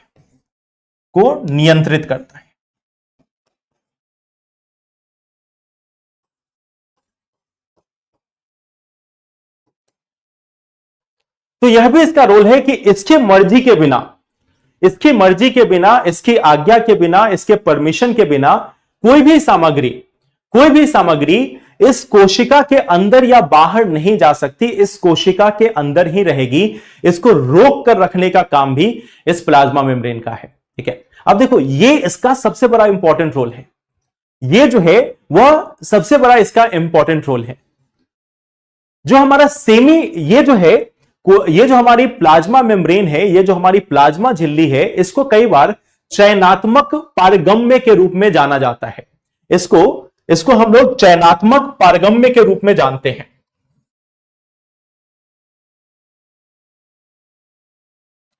चयनात्मक पारगम्य। अब चयनात्मक पारगम्य क्यों कहा गया, इसको समझने की कोशिश करते हैं। चयनात्मक पारगम्य को इंग्लिश में बोला जाता है सेलेक्टिवली परमिएबल। सेलेक्टिवली परमिएबल, चयनात्मक पारगम्य। चयनात्मक पारगम्य का मतलब क्या होता है, यह सेलेक्टिवली परमिएबल है, सेलेक्टिवली परमिएबल है। अब इसका मतलब क्या होगा, किसी भी कोशिका में जो सामग्री है, मान लेते हैं कि कोशिका को पानी की आवश्यकता है और इस कोशिका के आसपास में जो जल है वह मौजूद है, तो उस जल को एंट्री करने देगा प्लाज्मा मेम्ब्रेन। मान लो उसको 10 ग्राम पानी की आवश्यकता थी, 10 मिलीलीटर पानी की आवश्यकता थी, 10 मिलीलीटर पानी की आवश्यकता थी, तो 10 मिलीलीटर पानी को अंदर आने देगा यह हमारा प्लाज्मा झिल्ली। बट उसको जैसे ही लगा कि अब सेल के अंदर में जितनी मात्रा में जल चाहिए था उतनी मात्रा में पहुंच चुका है, वह रोक देगा। अब वह बाकी जल को अंदर आने से रोक देगा। अगर सेल को कुछ पोषक तत्वों की जरूरत है, सेल को, जो कोशिका है उसको कुछ पोषक तत्वों की जरूरत है, तो जिस पोषक तत्व की जरूरत है, जिसकी जरूरत है उसी को अंदर आने देगा, बाकी को अंदर नहीं आने देगा। साथ ही साथ कोशिका में मान लो कुछ अपशिष्ट पदार्थ हैं, कुछ वेस्ट मटेरियल है, उन वेस्ट मटेरियल को निकालना है, उन वेस्ट मटेरियल को निकालना है, तो फिर कैसे निकालेंगे? इसको निकालने का काम भी कौन करेगा? यही सेमी परमिएबल मेम्ब्रेन या सेलेक्टिव परमिएबल मेम्ब्रेन, जो कि है हमारा प्लाज्मा झिल्ली। वह सेलेक्ट करेगा कि अच्छा ये वाला हमारा अपशिष्ट पदार्थ है, इसको बाहर निकालते हैं। अब सोचो कि मान लो सीधा अगर प्लाज्मा मेम्ब्रेन खुल जाए, मान लो सीधा प्लाज्मा मेम्ब्रेन ओपन हो जाए, तो पता चला ये एक ऑर्गेनेली था, मान लो यहां पे लाइसोसोम था, लयन काय था, यह सेल से बाहर निकल के चला गया, सेल के पास लाइसोसोम रहा ही नहीं, सेल के पास लाइसोसोम रहा ही नहीं। जैसे यहां से प्लाज्मा मेम्ब्रेन खुला, यह भी लाइसोसोम निकल के बाहर चला गया। सेल के पास एक वैक्यूल था, एक रसधानी थी, जैसे ही सेल यहां से ओपन हुआ, वैक्यूल निकल के चला जाए, तो इससे तो सेल का संरचना जो है, जो सेल का स्ट्रक्चर जो है, वो तो खराब हो जाएगा। तो इसी चीज को नियंत्रित कौन करता है? इसी चीज को नियंत्रित कौन करता है? इसको नियंत्रण करता है प्लाज्मा मेम्ब्रेन, इसको नियंत्रित करता है प्लाज्मा झिल्ली। जो हमारी कोशिका झिल्ली है वह इसको नियंत्रित करता है, यह इसको नियंत्रित करके रखता है। तो यही चीज मैं यहां पे आपको बता रहा हूं कि जो प्लाज्मा मेम्ब्रेन है हमारा, यह चयनात्मक पारगम्य है, यह चूज करेगा, यह डिसाइड करेगा, सेलेक्ट करेगा किस चीज को अंदर रखना है, किसको बाहर निकालना है। चयन के माध्यम से कुछ सामग्रियों को अंदर जाने देगा, कुछ सामग्रियों को बाहर जाने देगा। इसकी जो मात्रा है कि कितनी मात्रा अंदर आनी चाहिए, कितनी मात्रा बाहर जानी चाहिए, इसका भी निर्धारण हमारी जो कोशिका झिल्ली है वह करती है। और देखो, इसी के लिए बोला जाता है कि यह एक सजीव घटक है, यह जो है वह एक सजीव घटक है। सजीव घटक या सजीव झिल्ली के रूप में इसको हम बोलते हैं कि यह एक सजीव झिल्ली है, यह एक सजीव झिल्ली है, सजीव झिल्ली है या लिविंग मेम्ब्रेन है। मतलब ऐसा नहीं कि शांति से बैठ गया, आवरण का मतलब होता है बाउंड्री या इंक्लोजर, तो ऐसा नहीं कि बैठ गया, ये एक बार बाउंड्री बन गई, अब ये हिल नहीं रहा है, एक कांस्टेंट बन गया, अब ये कुछ भी काम नहीं कर रहा है, नहीं।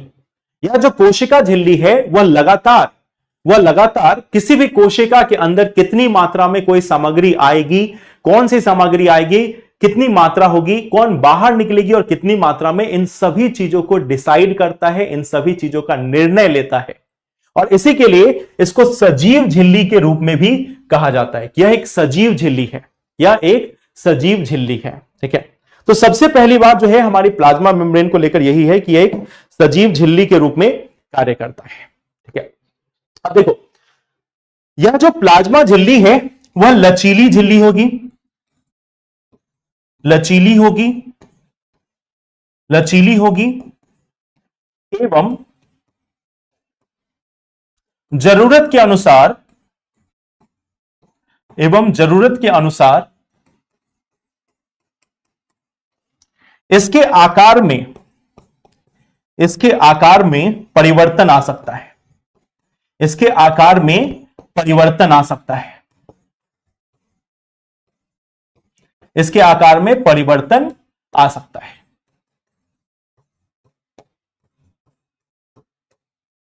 जैसे मान लो कोई एक छोटा सा बैक्टीरिया है, कोई एक छोटा सा बैक्टीरिया है, इसका भी तो प्लाज्मा मेम्ब्रेन होगा।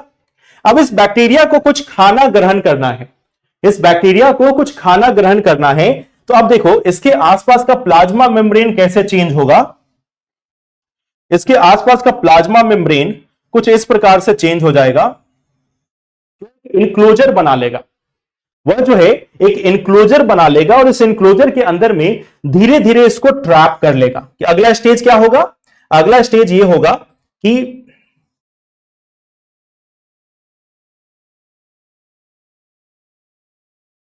अगला स्टेज ये होगा कि पहले ये सेल था, इसके पास भोजन दिखा, इसके पास भोजन दिखा, भोजन के अनुसार इसने अपना साइज चेंज किया, साइज चेंज करने के बाद अब धीरे धीरे इस भोजन को इसने शरीर के अंदर ले लिया। ठीक है, और शरीर के अंदर जाके यह फिर अब भोजन जो है वह इस कोशिका के द्वारा इस्तेमाल किया जाएगा। ठीक है, तो this is one of the part कि यह एक चयनात्मक पारगमन तो है ही, इसके साथ साथ यह लचीला होगा, इसके आकार में परिवर्तन हो सकता है। यह सभी गुण इस प्लाज्मा झिल्ली में, इस प्लाज्मा झिल्ली में या कोशिका झिल्ली में पाई जाती हैं। ठीक है, कोशिका झिल्ली में पाई जाती हैं। तो ये हमारी सबसे पहली बात हो गई कि आखिर ये होता क्या है, आखिर ये होता क्या है, जो हमारा प्लाज्मा मेम्ब्रेन है या जो प्लाज्मा झिल्ली है वो क्या होती है, इसके बारे में हम लोगों ने डिस्कस किया। सबसे पहला बात, ठीक है, सबसे पहला जो टर्म है हमारा, सबसे पहला जो घटक है वो है प्लाज्मा मेम्ब्रेन। ठीक है, इसके बाद अब एक चीज यहां पर ध्यान रखना, हम लोगों ने क्या डिस्कस किया कि जो तीन घटक हैं, जो हमारे तीन घटक हैं, प्लाज्मा झिल्ली, प्लाज्मा झिल्ली, कोशिका द्रव्य और साथ में साथ हमने डिस्कस किया केंद्रक के बारे में या आनुवांशिक सामग्री के बारे में। तो इसमें एक बड़ा डिफरेंस क्या है कि कोशिका झिल्ली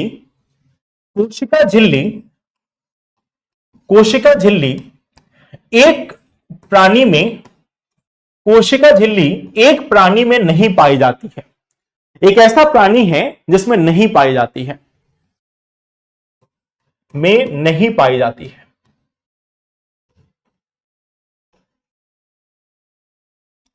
एक प्राणी ऐसा भी है जिसमें यह नहीं पाई जाती है।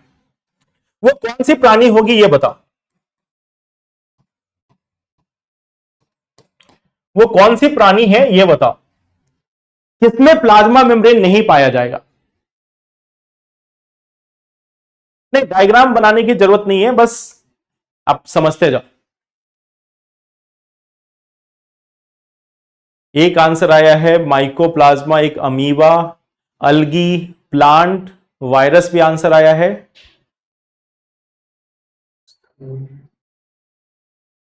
अमीबा, अलगी, ज्यादातर आंसर अमीबा अलगी में आ रहा है, कुछ प्लांट सेल में भी आ रहा है, ईस्ट और बैक्टीरिया में।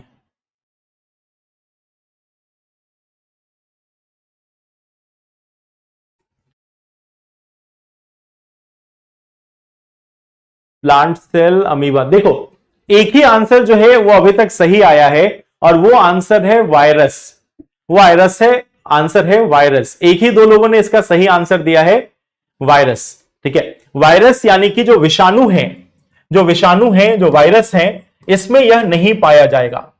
जो विषाणु है, जो वायरस है, वायरस जो है उसमें नहीं पाया जाएगा। ठीक है, जो वायरस होते हैं, जो विषाणु होते हैं, उसके अंदर में हमारा प्लाज्मा झिल्ली मौजूद नहीं होता, वहां पे सिर्फ हमें जो अनुवांशिक सामग्री है वह देखने को मिलता है, सिर्फ अनुवांशिक सामग्री देखने को मिलता है। यही चीज आपको यूपीएससी पूछ सकती है, यही चीज आपको यूपीएससी यहां पर पूछ सकती है, क्योंकि प्लाज्मा मेम्ब्रेन, देखो प्लाज्मा मेम्ब्रेन पे पहले भी यूपीएससी ने क्वेश्चन पूछा है। चलो मैं आपको वो क्वेश्चन का जो पार्ट है वो दिखा देता हूं, क्वेश्चन यूपीएससी ने इसको लेकर पूछा था। देखो यहां पे सेकेंड स्टेटमेंट पे गौर करना, पादप कोशिकाओं में प्लाज्मा झिल्ली नहीं होती, जबकि इसके विपरीत प्राणी कोशिकाओं में वे होती हैं। इसमें उन्होंने क्वेश्चन दिया, पादप कोशिकाओं में प्लाज्मा झिल्ली नहीं होती, जबकि जो प्राणी कोशिकाएं हैं इसमें वह मौजूद होती हैं। ठीक है, तो ये जो स्टेटमेंट है वो यहां पे गलत है। कोई भी सेल हो, प्लांट सेल हो, एनिमल सेल हो, उन दोनों में हमें प्लाज्मा मेम्ब्रेन देखने को मिलेगा। सिर्फ एक ऐसा सेल है, वायरस जो सेल है, सिर्फ एक ऐसा सेल है वायरस का जिसमें प्लाज्मा मेम्ब्रेन नहीं होता। जो वायरस है, जो हमारा विषाणु है, वह सिर्फ सामग्री, अनुवांशिक सामग्री लेकर मौजूद होता है। उसके अंदर में कोई क्रिया भी नहीं हो रही होती, उसका एक कंप्लीट सेल भी नहीं है, उसका एक कंप्लीट सेल भी नहीं है, उसका एक कंप्लीट जो एक कोशिका है वह भी मौजूद नहीं है। यहां पर सिर्फ हमें क्या देखने को मिलता है कि जो वायरस है उसके अंदर सिर्फ अनुवांशिक सामग्री है, बाकी कुछ नहीं है। अनुवांशिक सामग्री दोनों प्रकार की हो सकती है, कुछ में डीएनए भी पाया जाता है, ऐसा मत समझना कि सिर्फ आरएनए, कुछ में डीएनए भी पाया जाता है, कुछ में आरएनए भी पाया जाता है। जैसे एडिनो वायरस है, एडिनो वायरस में आपको डबल स्ट्रैंडेड डीएनए पाया जाएगा। जो रेट्रोवायरस है उसमें सिंगल स्ट्रैंडेड आरएनए पाया जाएगा। तो डीएनए या आरएनए हो सकता है, लेकिन उसके ऊपर कोई साइटोप्लाज्म यानी कि कोशिका द्रव और प्लाज्मा झिल्ली मौजूद नहीं होती। इस चीज को ध्यान रखना। वायरस कभी भी लिविंग नहीं होता, वायरस को हम कहीं पे बना नहीं सकते, किसी भी आर्टिफिशियल मीडियम में उसको हम नहीं बना सकते। क्यों नहीं बना सकते? क्योंकि वह सेल नहीं है, क्योंकि वह कोशिका नहीं है।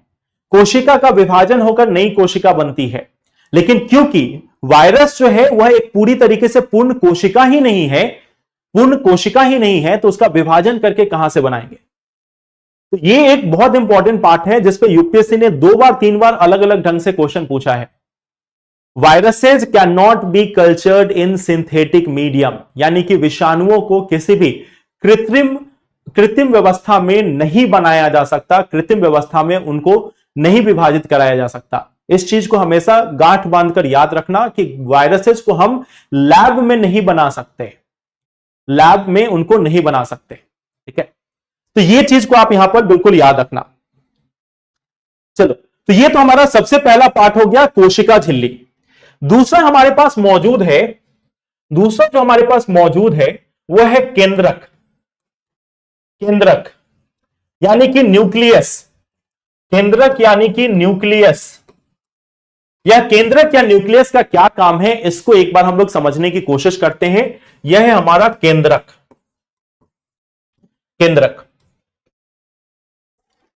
तो केंद्रक क्या है इसको जानते हैं।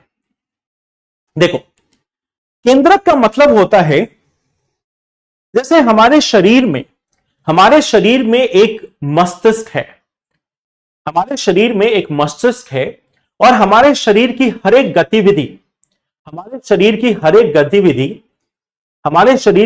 गतिविधि इसी मस्तिष्क के द्वारा कंट्रोल की जाती है। क्या क्वेश्चन है? तो सर कोरोना वायरस को लैब में बनाया गया, ये किसने आपको बोला कि लैब में बनाया गया? कहां से पढ़ा आपने? ये आपको कहां से मिला कि कोरोना वायरस को लैब में बनाया गया? चलो आते हैं इस पे कि केंद्रक क्या होता है। कोरोना कोई भी वायरस हो, आप साइंस के विरुद्ध उसमें नहीं चले जाएंगे ना। वायरस को आप बना सकते हो, बनाने के लिए आपको एक लिविंग बॉडी की जरूरत पड़ेगी। हो सकता है कि आप किसी पशु के अंदर में जो वायरसेज है उसको मल्टीप्लाई करवा सकते हो। किसी पशु के अंदर में आप वायरसेज को बढ़ा सकते हो। लैब में वायरस को नहीं बनाया जा सकता। यह एक बेसिक चीज है जिसको याद रखना।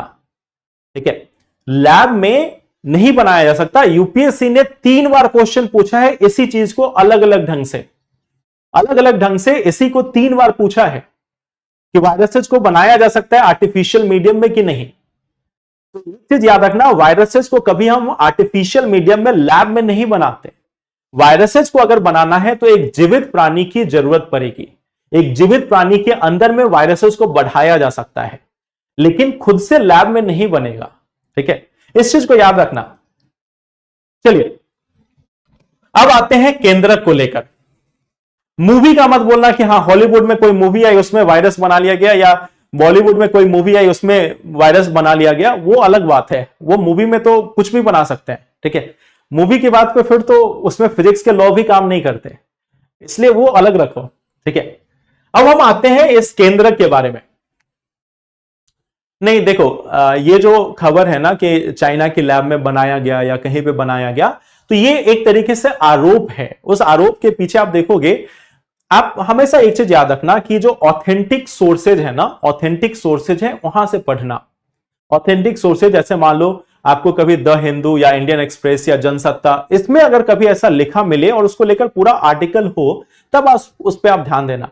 कहीं पे रैंडम एक आर्टिकल छपा है कि ऐसा हुआ, उसको देखने से नहीं मालूम चलेगा आपको। ठीक है, तो इस चीज को आपको ध्यान रखना है कि क्या इंफॉर्मेशन एक्चुअल है क्या नहीं है, उसको थोड़ा समझना है। ठीक है, अब आते हैं हम लोग केंद्रक पे, न्यूक्लियस पे। अगर हम लोग न्यूक्लियस की बात करते हैं, केंद्रक आखिर होता क्या है, तो इसको देखते हैं।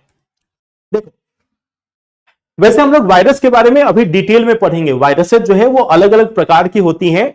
जब हम लोग प्लांट और एनिमल किंगडम पढ़ेंगे तो उसमें वायरस के बारे में भी पढ़ेंगे, फिर और ज्यादा डिटेल में वायरस के लिए पढ़ेंगे। अभी हम सिर्फ कोशिका के बारे में देख रहे हैं। ठीक है, केंद्रक के बारे में बात करते हैं। केंद्रक के बारे में मैं आपको बता रहा था कि जैसे हमारे शरीर में एक मस्तिष्क होता है और इस मस्तिष्क के द्वारा सभी चीजें कंट्रोल की जाती है। इस मस्तिष्क के द्वारा सभी चीजों को कंट्रोल किया जाता है। जैसे अगर हम कुछ बोलते हैं, कुछ सुनते हैं या फिर कुछ सोचते हैं, हर एक चीज जो हमारे शरीर के अंदर में हो रहा है, हर एक जो हमारी सोच है, जो हमारे अंदर की जो फीलिंग्स हैं, यह सभी चीजें हमारे मस्तिष्क की देन है। ये सभी चीजें हमारे मस्तिष्क की देन है। हमारा मस्तिष्क हर एक चीज को कंट्रोल करता है, चाहे आपको लगे या ना लगे। जैसे अगर आपके शरीर के अंदर में हृदय गति जो है, आपकी जो हार्ट बीट है, आपको ऐसा लगेगा कि नहीं, इस पे तो मस्तिष्क का कंट्रोल नहीं है, इसको तो हम कंट्रोल नहीं कर पा रहे, बट वह भी हमारे मस्तिष्क के कंट्रोल में ही आता है। भले ही वह आपके कंट्रोल में ना हो, बट वह मस्तिष्क के कंट्रोल में होता है। तो ठीक वैसे ही केंद्रक जो है, इससे आप बोल सकते हो कि यह हमारे कोशिका का माइंड है, या कोशिका का ब्रेन है, कोशिका का दिमाग या कोशिका का कमांड सेंटर बोल सकते हो, कोशिका का संचालन करने वाला है। कोशिका का संचालन करने वाला घटक, कोशिका का संचालन करने वाला घटक, यानी कि कोशिका के अंदर हर एक चीज जो हो रही है या जो होगी आने वाले समय में, वह सभी चीजें इसी के द्वारा निर्धारित की जाती है।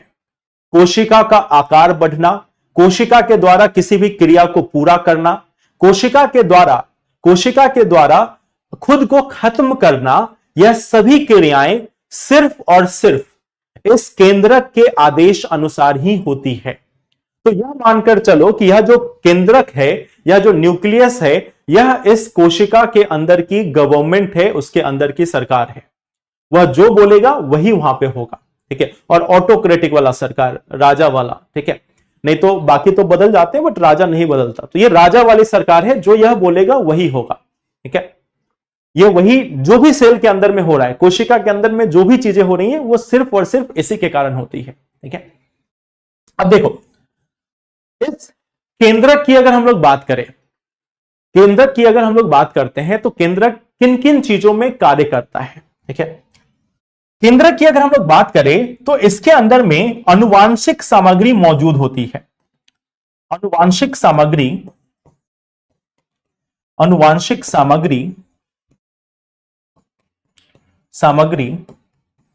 मौजूद होती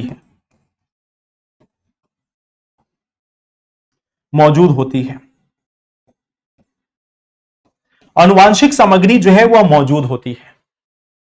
आनुवांशिक सामग्री का मतलब होता है कि हर एक इंफॉर्मेशन जो किसी भी सेल के ग्रो करने के लिए, हर एक इंफॉर्मेशन, हर एक जानकारी जो किसी भी कोशिका के ग्रो करने के लिए, कोशिका के एक तरीके से आगे बढ़ने के लिए, उसके विकास के लिए, उसके अंदर में होने वाली हर एक चीज के लिए जो जिम्मेदार है, जो ब्लूप्रिंट है। जैसे जब आप कोई घर बनवाते हो तो घर का एक नक्शा होता है, घर का एक नक्शा होता है जिसमें हर चीज बनी होती है। क्या चलो यहाँ पे जो है वो बेडरूम होगा, यहाँ पे किचन होगा, यहाँ पे हॉल होगा, यहाँ पे वॉशरूम होगा, तो ये सारी चीजें उसमें एक ब्लूप्रिंट बनी होती है। ठीक है, साथ ही साथ अब जैसे आपने बहुत सारे जो होटल्स हैं या बहुत सारे जो कई बार आपने मूवीज में देखा होगा कि कोई कहीं पे जाते हैं कुछ किसी एरिया में, किसी एरिया को कैप्चर करने या किसी एरिया को देखने, तो बोलते हैं कि इसका ब्लूप्रिंट दिखाओ, इसका जो ब्लूप्रिंट है वो दिखाओ। तो जैसे सेल का जो ब्लूप्रिंट है वह यही आनुवांशिक सामग्री होती है। सेल के अंदर में क्या क्या गुण है, सेल का क्या कार्य है, उसका ब्लूप्रिंट जो है वह यही सामग्री होती है। जो आनुवांशिक सामग्री है वह सेल का एक ब्लूप्रिंट है। कोशिका से संबंधित सभी जानकारियों का एक जो बोल सकते हो जो समूह है वह यहीं पे पाया जाता है। कोशिका से संबंधित हर एक जानकारी इसमें क्या होती है, इसमें होती है कोशिका से संबंधित हर एक जानकारी,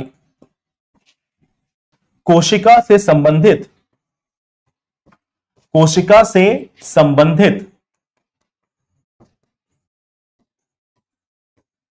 तमाम जानकारियां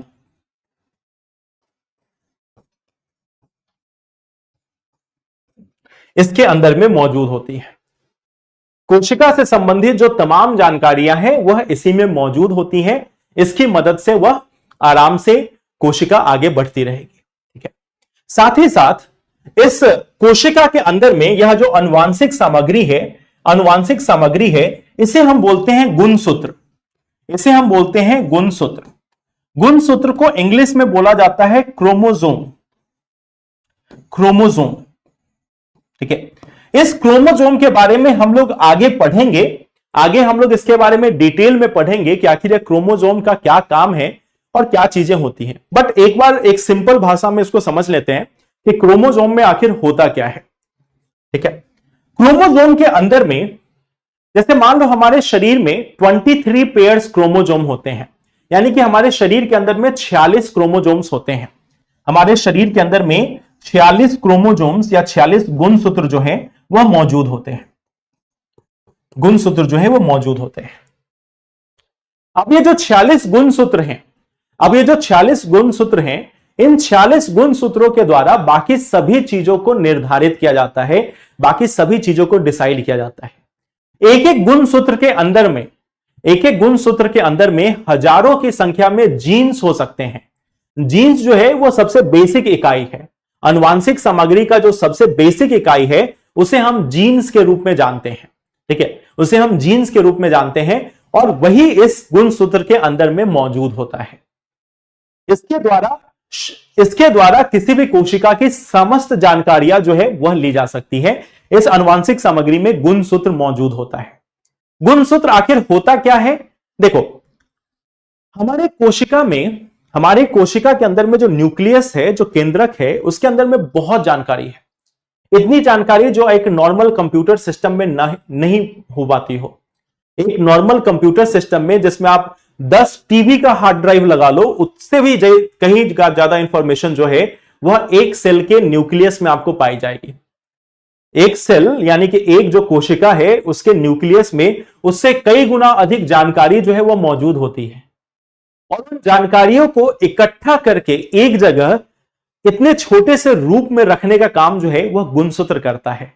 कि जहां पे हजारों की संख्या में जीन्स जो है वह छोटे से मात्रा में एक, जैसे आप कोशिका को नहीं देख सकते, आप कोशिका को बिना किसी माइक्रोस्कोप के नहीं देख सकते।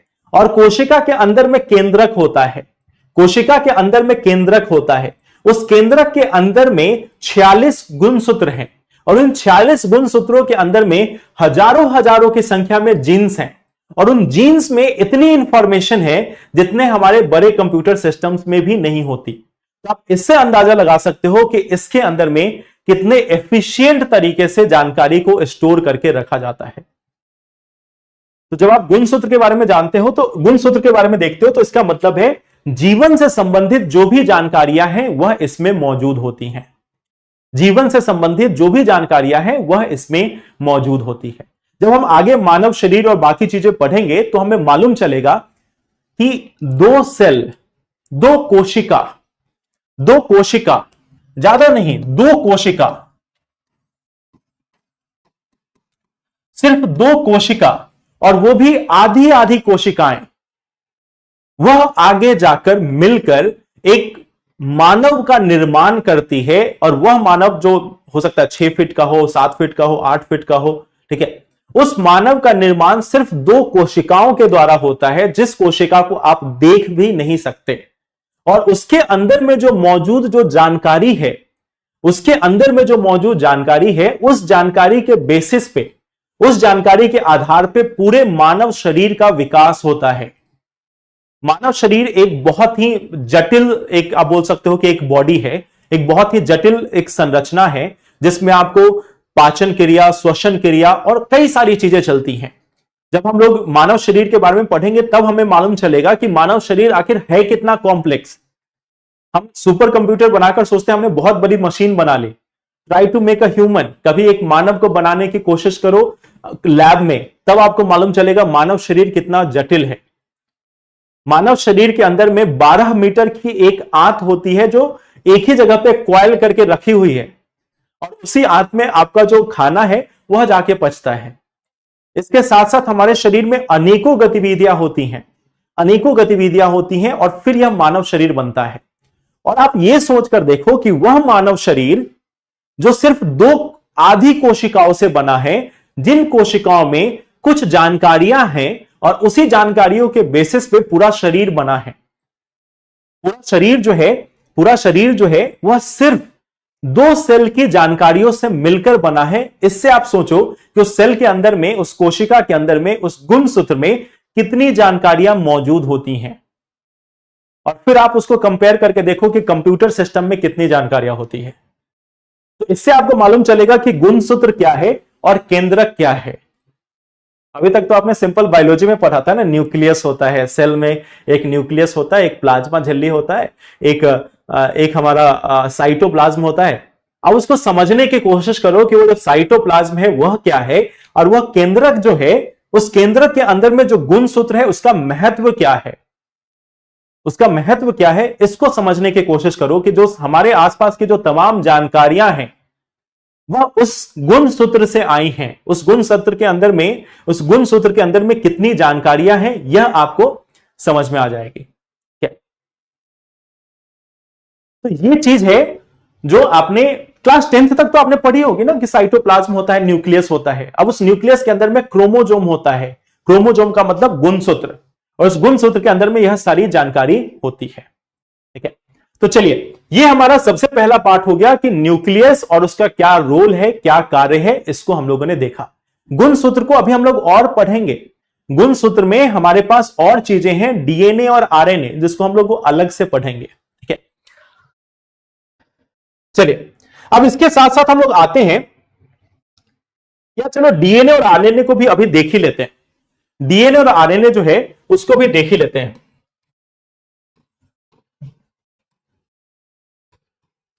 डीएनए और आरएनए, ठीक है, इसके बारे में मैं आपको जानकारी दे देता हूं। इसका फिगर जो है वो मैं अगले क्लास में दिखाऊंगा, बट डीएनए और आरएनए को जो जानकारी है उसको हम लोग बात करते हैं। आप सभी लोगों ने डीएनए और आरएनए के बारे में जरूर पढ़ा है। इसका फुल फॉर्म छोड़कर, यानी कि इसका फुल फॉर्म होता है डीऑक्सी राइबो न्यूक्लिक एसिड, और एक है सिंपली राइबो न्यूक्लिक एसिड। इसका फुल फॉर्म छोड़कर आप मुझे यह बताओ कि इसका कार्य क्या होता है, इसका काम क्या होता है, या क्या काम करती है।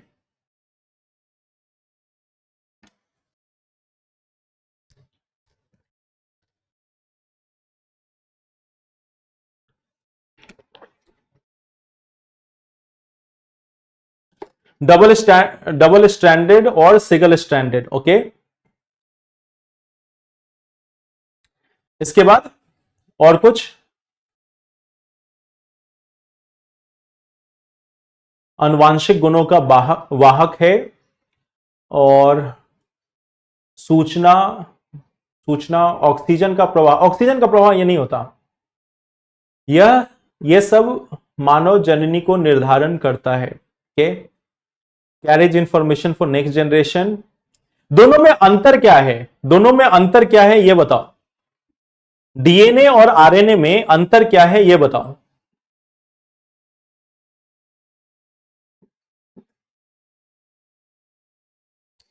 डीएनए और आरएनए में अंतर क्या है ये बताओ। Adenine, thymine, guanine. हाँ मुझे पता था ये आएगा। ट्रांसक्रिप्शन और ट्रांसलेशन का काम करता है, ये गूगल सर्च से नहीं बताना है। अब उसका काम बताओ। ये तो आपने साइंटिफिक टर्म से बोल दिया, ट्रांसक्रिप्शन और ट्रांसलेशन का काम करता है। इसको बताओ सिंपल कि उसका वर्क क्या होगा। DNA form, blood cell and RNA form. चलिए डीएनए और आरएनए क्या होता है, ठीक है, चलिए हम लोग बात करते हैं। देखो इसके पहले का एक बैकग्राउंड ले लेते हैं। जैसे हमारे सेल के अंदर में, हमारे सेल के अंदर में, कोशिका के अंदर में न्यूक्लियस है, ठीक है। न्यूक्लियस के अंदर में हम क्या देखते हैं? न्यूक्लियस के अंदर में हमारे पास आनुवांशिक सामग्री है, जेनेटिक मटेरियल है, जेनेटिक मटेरियल है, जेनेटिक मटेरियल है। अब ये जो जेनेटिक मटेरियल है इसमें दो चीजें होती हैं। एक होता है डीएनए, जो आनुवांशिक सामग्री है उसमें एक होता है डीएनए और दूसरा होता है आरएनए। इस डीएनए और आरएनए के डिफरेंस को आज हम लोग एक बहुत ही आसान एग्जाम्पल से समझते हैं, ठीक है। बहुत ही आसान एग्जाम्पल से इसको हम लोग समझते हैं, ठीक है। बाकी हम लोग डीएनए और आरएनए को जब ह्यूमन बॉडी पढ़ेंगे तो वहां पे हम लोग इसका स्ट्रक्चर और बाकी चीजें देखेंगे, बट इसका आप काम समझ लो, आपको समझ में आएगा कि बायो कितना इंटरेस्टिंग भी हो सकता है, ठीक है। चलिए अब मानकर चलो कि हमारी एक कोशिका है, ये हमारी एक कोशिका है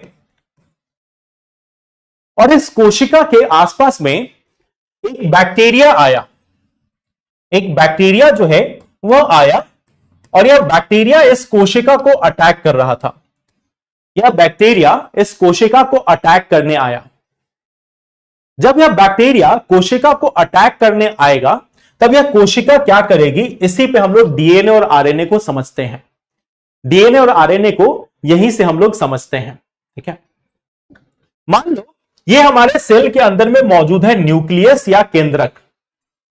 जैसे ही सेल के ऊपर बैक्टीरिया का अटैक हुआ, जैसे ही सेल के ऊपर बैक्टीरिया का अटैक हुआ, सेल को इसकी जानकारी मिलेगी, कोशिका को इसकी जानकारी मिलेगी, कोशिका हरकत में आएगा, कोशिका अब अपना काम करना स्टार्ट करेगा। अब कोशिका करेगी क्या? कोशिका के अंदर जो न्यूक्लियस है उसके अंदर में मौजूद है डीएनए। कोशिका के अंदर में जो मौजूद है जेनेटिक मटेरियल वह है हमारा डीएनए, ठीक है। जो हम कोशिका के केंद्रक को जो हम माइंड बोलते हैं, उस माइंड के पीछे जो बैठा हुआ है वो है डीएनए। यह जो डीएनए है यही वो जेनेटिक मटेरियल है जो कोशिका के अंदर या कोशिका के केंद्रक के अंदर मौजूद होता है और यही एक्चुअल माइंड है हमारे कोशिका का, यही एक्चुअल माइंड है हमारे कोशिका का। अब डीएनए क्या करेगा? डीएनए जानकारी इकट्ठा करेगा कि यह जो बैक्टीरिया है, यह बैक्टीरिया आखिर बना किस चीज से है। इस बैक्टीरिया जो है वो किस चीज से बना हुआ है, बैक्टीरिया कैसे बना थे और इसकी खूबियां क्या हैं और इसकी कमजोरी क्या है, यानी कि इसके स्ट्रेंथ और वीकनेस का एनालिसिस करेगा हमारा डीएनए। हमारा डीएनए इस बैक्टीरिया को पूरा स्टडी करेगा। जैसे आप देखते हो ना कि अगर कोई भी देश दूसरे देश पे अटैक करता है तो दूसरा देश क्या करेगा? पहले उसके बारे में स्टडी करेगा, जानेगा कि आखिर इस देश की कमजोरी क्या है, इस देश की खासियत क्या है, इसके बारे में पता लगाएगा, क्या? और पता लगाने के बाद पहले यह पता लगाएगा कि आखिर इस बैक्टीरिया की कमी क्या है, इस बैक्टीरिया को कैसे खत्म किया जा सकता है। अब खत्म करने में एक रोल आता है और वह रोल आता है प्रोटीन का।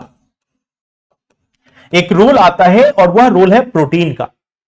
हमारे शरीर में हर एक गतिविधि जो होती है वह प्रोटीन की मदद से होती है। अगर आपको अच्छा फील हो रहा है तो भी प्रोटीन की वजह से होता है। अगर आपको कभी शरीर में दर्द महसूस हो रहा है तो वह भी प्रोटीन की वजह से होता है। आपके शरीर का ग्रोथ भी प्रोटीन की वजह से होता है, आपके शरीर में अगर कोई प्रॉब्लम आती है तो वह भी प्रोटीन की वजह से ही आती है। तो हमारे शरीर के अंदर में हर एक गतिविधि जो होती है वह प्रोटीन के माध्यम से होती है। प्रोटीन जो है वह एक्टिंग एजेंट है। प्रोटीन जो है वही हर एक गतिविधि के लिए रिस्पॉन्सिबल है। अगर आपको कहीं पे घाव हुआ है तो वह भी प्रोटीन के कारण हुआ है, वह घाव खत्म होगा तो भी प्रोटीन के कारण खत्म होगा। अलग अलग प्रोटीन्स होते हैं, कुछ जो एक काम को करते हैं, उस काम को खत्म करने के लिए या उस प्रोटीन को खत्म करने के लिए दूसरा प्रोटीन होता है। तो हर एक चीज जो है वह प्रोटीन के द्वारा होगा। अब यहां पर समझना कि यह डीएनए को मालूम चला कि एक प्रोटीन है एक्स, एक एग्जांपल के तौर पे लेते हैं, एक प्रोटीन है एक्स और यह प्रोटीन इस बैक्टीरिया को खत्म कर सकता है। डीएनए हमारा एक जेनेटिक मटेरियल है, डीएनए हमारी एक आनुवांशिक सामग्री है जो हमारे न्यूक्लियस के अंदर में, केंद्रक के अंदर में मौजूद है। इस केंद्रक में मौजूद डीएनए ने पता लगाया कि यह जो बैक्टीरिया है, इस बैक्टीरिया को अगर हमें खत्म करना है तो हमें एक प्रोटीन की जरूरत है और उस प्रोटीन का नाम है एक्स। ठीक है, अब डीएनए सोचे कि इस काम को करना क्या है, इस काम को हमें कैसे करना है। ठीक है, तो देखो डीएनए क्या करेगा, डीएनए अब यहां पर कुछ और चीजों को बनाएगा, और इसमें पहले नंबर पे आता है मैसेंजर आरएनए या एमआरएनए। एक है मैसेंजर आरएनए, यानी कि यह संदेश देने वाला आरएनए है, अब यह मैसेंजर आरएनए काम क्या करेगा या यह क्यों बनाया गया, इसको समझते हैं। जो हमारा डीएनए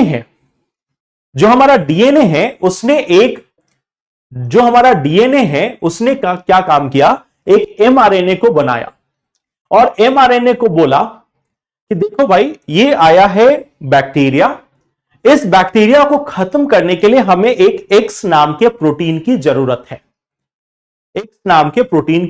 है, और उस एक्स नाम के प्रोटीन का जो फॉर्मूला होगा, जो उसका बनाने की जो विधि होगी, वह बता दिया जाएगा इस एमआरएनए को। एमआरएनए बेसिकली एक कोड होगा, जैसे आपको कंप्यूटर में कोड होता है ना, कंप्यूटर का कोड होता है, इंस्ट्रक्शन होता है। तो मैसेंजर आरएनए कोई ऐसा ऑर्गन नहीं है, मैसेंजर आरएनए एक इंस्ट्रक्शन है, एक निर्देश है। जैसे आपको जो सीक्रेट कोड लिखकर दिए जाते हैं, तो वैसे ही मैसेंजर आरएनए एक सीक्रेट कोड है। डीएनए केंद्रक में मौजूद आनुवांशिक सामग्री है, वह हमारे केंद्रक का या हमारा जो सेल है उसका दिमाग है। उस दिमाग ने एक कोड बनाया, एक सीक्रेट कोड बनाया, और उस सीक्रेट कोड का नाम है मैसेंजर आरएनए। अब यह मैसेंजर आरएनए जो बेसिकली एक इंफॉर्मेशन है, एक जानकारी है, यह बेसिकली क्या है, यह जानकारी है। और इस जानकारी को बनाया किसने, इस जानकारी को बनाया डीएनए ने। और यह जानकारी कहां जाएगी, यह जानकारी जाती है सेल के अंदर में मौजूद एक ऑर्गेनेली के पास, एक घटक के पास, जिसका नाम है राइबोसोम,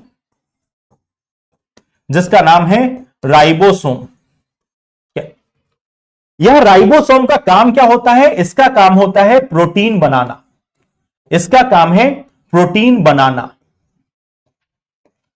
तो अब डीएनए ने इस मैसेंजर आरएनए को भेज दिया कि भाई तुम जाओ राइबोसोम के पास और उसको यह जानकारी दो कि हमें एक्स नाम के प्रोटीन को बनाने की जरूरत है इस बैक्टीरिया को खत्म करने के लिए।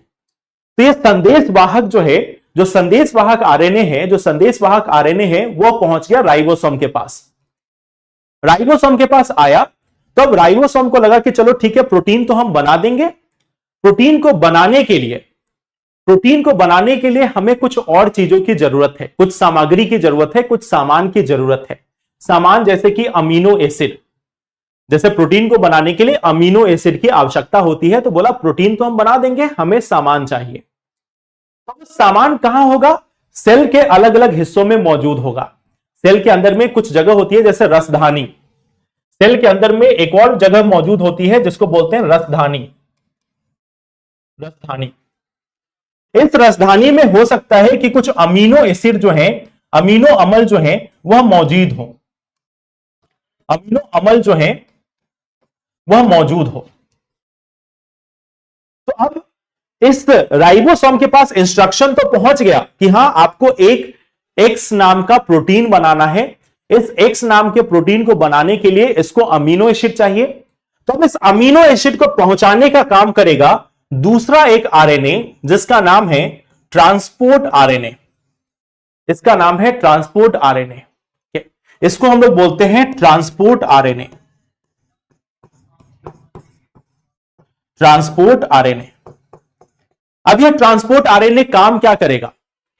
यह ट्रांसपोर्ट आरएनए सेल के अलग अलग हिस्सों से यहां पे जो मौजूद जो अमीनो एसिड है उसको पहुंचाएगा। कहां पे? इसको पहुंचाएगा राइबोसोम के पास। कि लो भाई, हम तुम्हारा सामान लेके भी आ गए, अमीनो एसिड आ गया, अब तुम्हारे पास फॉर्मूला भी आ गया। तो ट्रांसपोर्ट आरएनए यह मौजूद रहता है हमारे सेल के साइटोप्लाज्म में, कोशिका द्रव के अंदर में मौजूद रहता है। कोशिका द्रव में यह पाया जाता है। यह कहां पाया जाएगा? कोशिका द्रव में। कोशिका द्रव में यह मौजूद होगा और यहां से यह ट्रांसपोर्ट आरएनए यहां से निकल के इन सामान को लेकर पहुंचाएगा किसके पास? राइबोसोम के पास। राइबोसोम के पास अब सामान भी आ गया, राइबोसोम के पास अब जानकारी भी आ गई। अब राइबोसोम को प्रोटीन बनाना है। तो अब यहां पे मौजूद होता है एक इंजीनियर, एक इसका प्रोडक्शन मैनेजर, और उस प्रोडक्शन मैनेजर का नाम है आरआरएनए। आरआरएनए यानी कि राइबोसोमल आरएनए। इसका नाम है राइबोसोमल आरएनए। इसका नाम है राइबोसोमल आरएनए। और इसका काम क्या है? यह जो व्यक्ति है, यह जो आरएनए है, यह प्रोटीन बनाएगा। यह जो है वह प्रोटीन को बनाएगा। यह प्रोटीन बनाएगा। तो देखो, मैं आपको एक बार फिर से यहां पे दोहरा रहा हूं, इस चीज को ध्यान रखना। सबसे पहले हमने देखा कि यह हमारी एक कोशिका है। इस कोशिका के अंदर में एक केंद्रक मौजूद है। उस केंद्रक में जो दिमाग का काम करता है, जो मेन आनुवांशिक सामग्री है, जो उसके यहां सारा एक्शन करता है, जैसे हमारे शरीर में हमारा जो मस्तिष्क है, हमारे हेड के अंदर में हमारा जो मस्तिष्क है वह हमारे शरीर के सभी गतिविधियों को नियंत्रित करता है, वैसे ही एक मौजूद होता है DNA, deoxy ribo nucleic acid. सभी जीन्स को मिला दो तो हमारा बनता है डीएनए। सभी जीन्स को मिला दो तो हमारा बनता है डीएनए। अब आपके मन में यह सवाल होगा, क्रोमोसोम क्या होता है? फिर जब यही कंडेंस हो जाता है, जब यही छोटे छोटे टुकड़ों में कंडेंस हो जाता है तो उसको हम क्रोमोसोम बोल देते हैं। ठीक है, जब कंडेंस होता है तो उसको हम क्रोमोसोम बोल देते हैं। लेकिन जो डीएनए है वह इसी केंद्रक के अंदर में मौजूद है और इस डीएनए के द्वारा सभी काम को किया जाएगा। अब डीएनए को मालूम चला कि एक बैक्टीरिया आया है, उस बैक्टीरिया ने इस सेल पे, इस कोशिका पे अटैक किया है। इस कोशिका पे अटैक करने के बाद अब यह हमारा जो डीएनए है वो हरकत में आएगा। डीएनए मालूम करेगा कि आखिर इस बैक्टीरिया किस चीज से बना हुआ है, कैसे इसको हम खत्म कर सकते हैं, कैसे इसको हम खत्म कर सकते हैं। तो सेल को यह जानकारी पहुंची, डीएनए को यह जानकारी पहुंची कि अगर इस बैक्टीरिया को खत्म करना है तो हमें एक एक्स नाम का प्रोटीन चाहिए, एक प्रकार का प्रोटीन चाहिए। एग्जाम्पल के तौर पे हमने एक्स प्रोटीन यहां ले लिया कि हमें इस प्रकार का एक प्रोटीन चाहिए। इस प्रकार के प्रोटीन के द्वारा हम इस बैक्टीरिया को खत्म कर सकते हैं। तो इस डीएनए को जानकारी तो मिल गई, इस बैक्टीरिया को खत्म करना है तो हमें प्रोटीन की जरूरत है। अब प्रोटीन बनाना पड़ेगा। प्रोटीन बनाने के लिए इस सेल के राइबोसोम तक इंस्ट्रक्शन पहुंचाना पड़ेगा। राइबोसोम एक इसकी संस्था है, इसी के अंदर मौजूद एक घटक है जिसका काम है प्रोटीन बनाने का। तो अब डीएनए ने क्या काम किया? डीएनए ने एक मैसेंजर आरएनए बनाया। डीएनए मैसेंजर आरएनए बनाता है। मैसेंजर आरएनए है क्या? जानकारी है, एक कोड है, एक इंस्ट्रक्शन है, एक जानकारी है, इंफॉर्मेशन है जिसको बनाया गया एमआरएनए के रूप में। यह एमआरएनए किसके पास पहुंचा? यह एमआरएनए पहुंचा किसके पास? राइबोसोम के पास। राइबोसोम को बोला कि देखो, डीएनए के पास से इंस्ट्रक्शन आया है, तुम्हें इस एक्स नाम का प्रोटीन बनाना है। अब यह एक्स नाम के प्रोटीन को बनाने के लिए इस राइबोसोम को कुछ सामग्री की आवश्यकता पड़ेगी, कुछ कच्चे सामग्री की आवश्यकता पड़ेगी। अब यह कच्चे सामग्री को लाने का काम कौन करेगा? यहां पे काम करेगा ट्रांसपोर्ट आरएनए। यहां पे जो काम करेगा वो है ट्रांसपोर्ट आरएनए। तो ये कोशिका के अनेक हिस्सों से उस अमीनो एसिड या बाकी कच्चे सामग्री को इकट्ठा करेगा और इकट्ठा करके पहुंचाएगा किसके पास, राइबोसोम के पास, कि भाई ये लो कच्चा सामान आ गया, तुम्हारे पास फॉर्मूला भी पहुंच गया, अब प्रोटीन बनाओ। तो जब राइबोसोम के पास सामग्री भी पहुंच गई, इंस्ट्रक्शन भी पहुंच गया, अब यह काम करेगा बनाने का, प्रोटीन को बनाने का।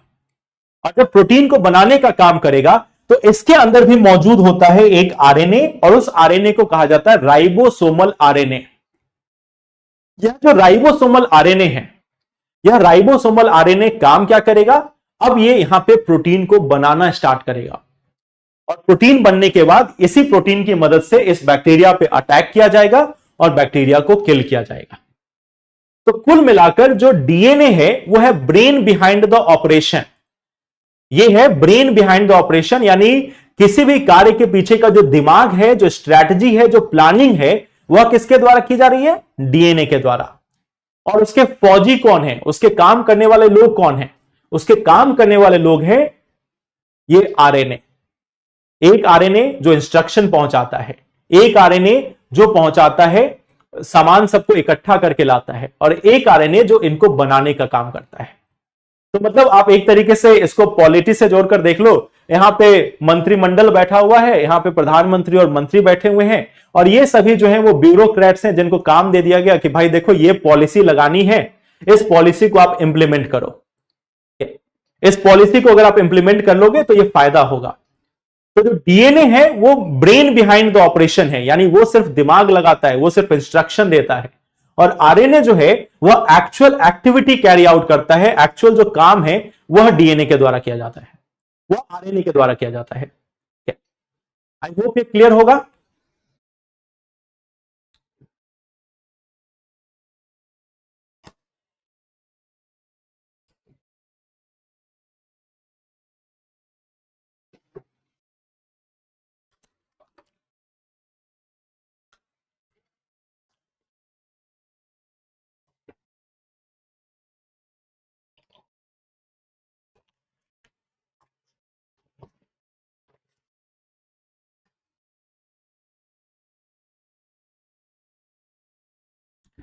क्या हम अपनी बॉडी की प्रत्येक क्रिया जा सकते हैं, क्या क्या इसमें क्वेश्चन था,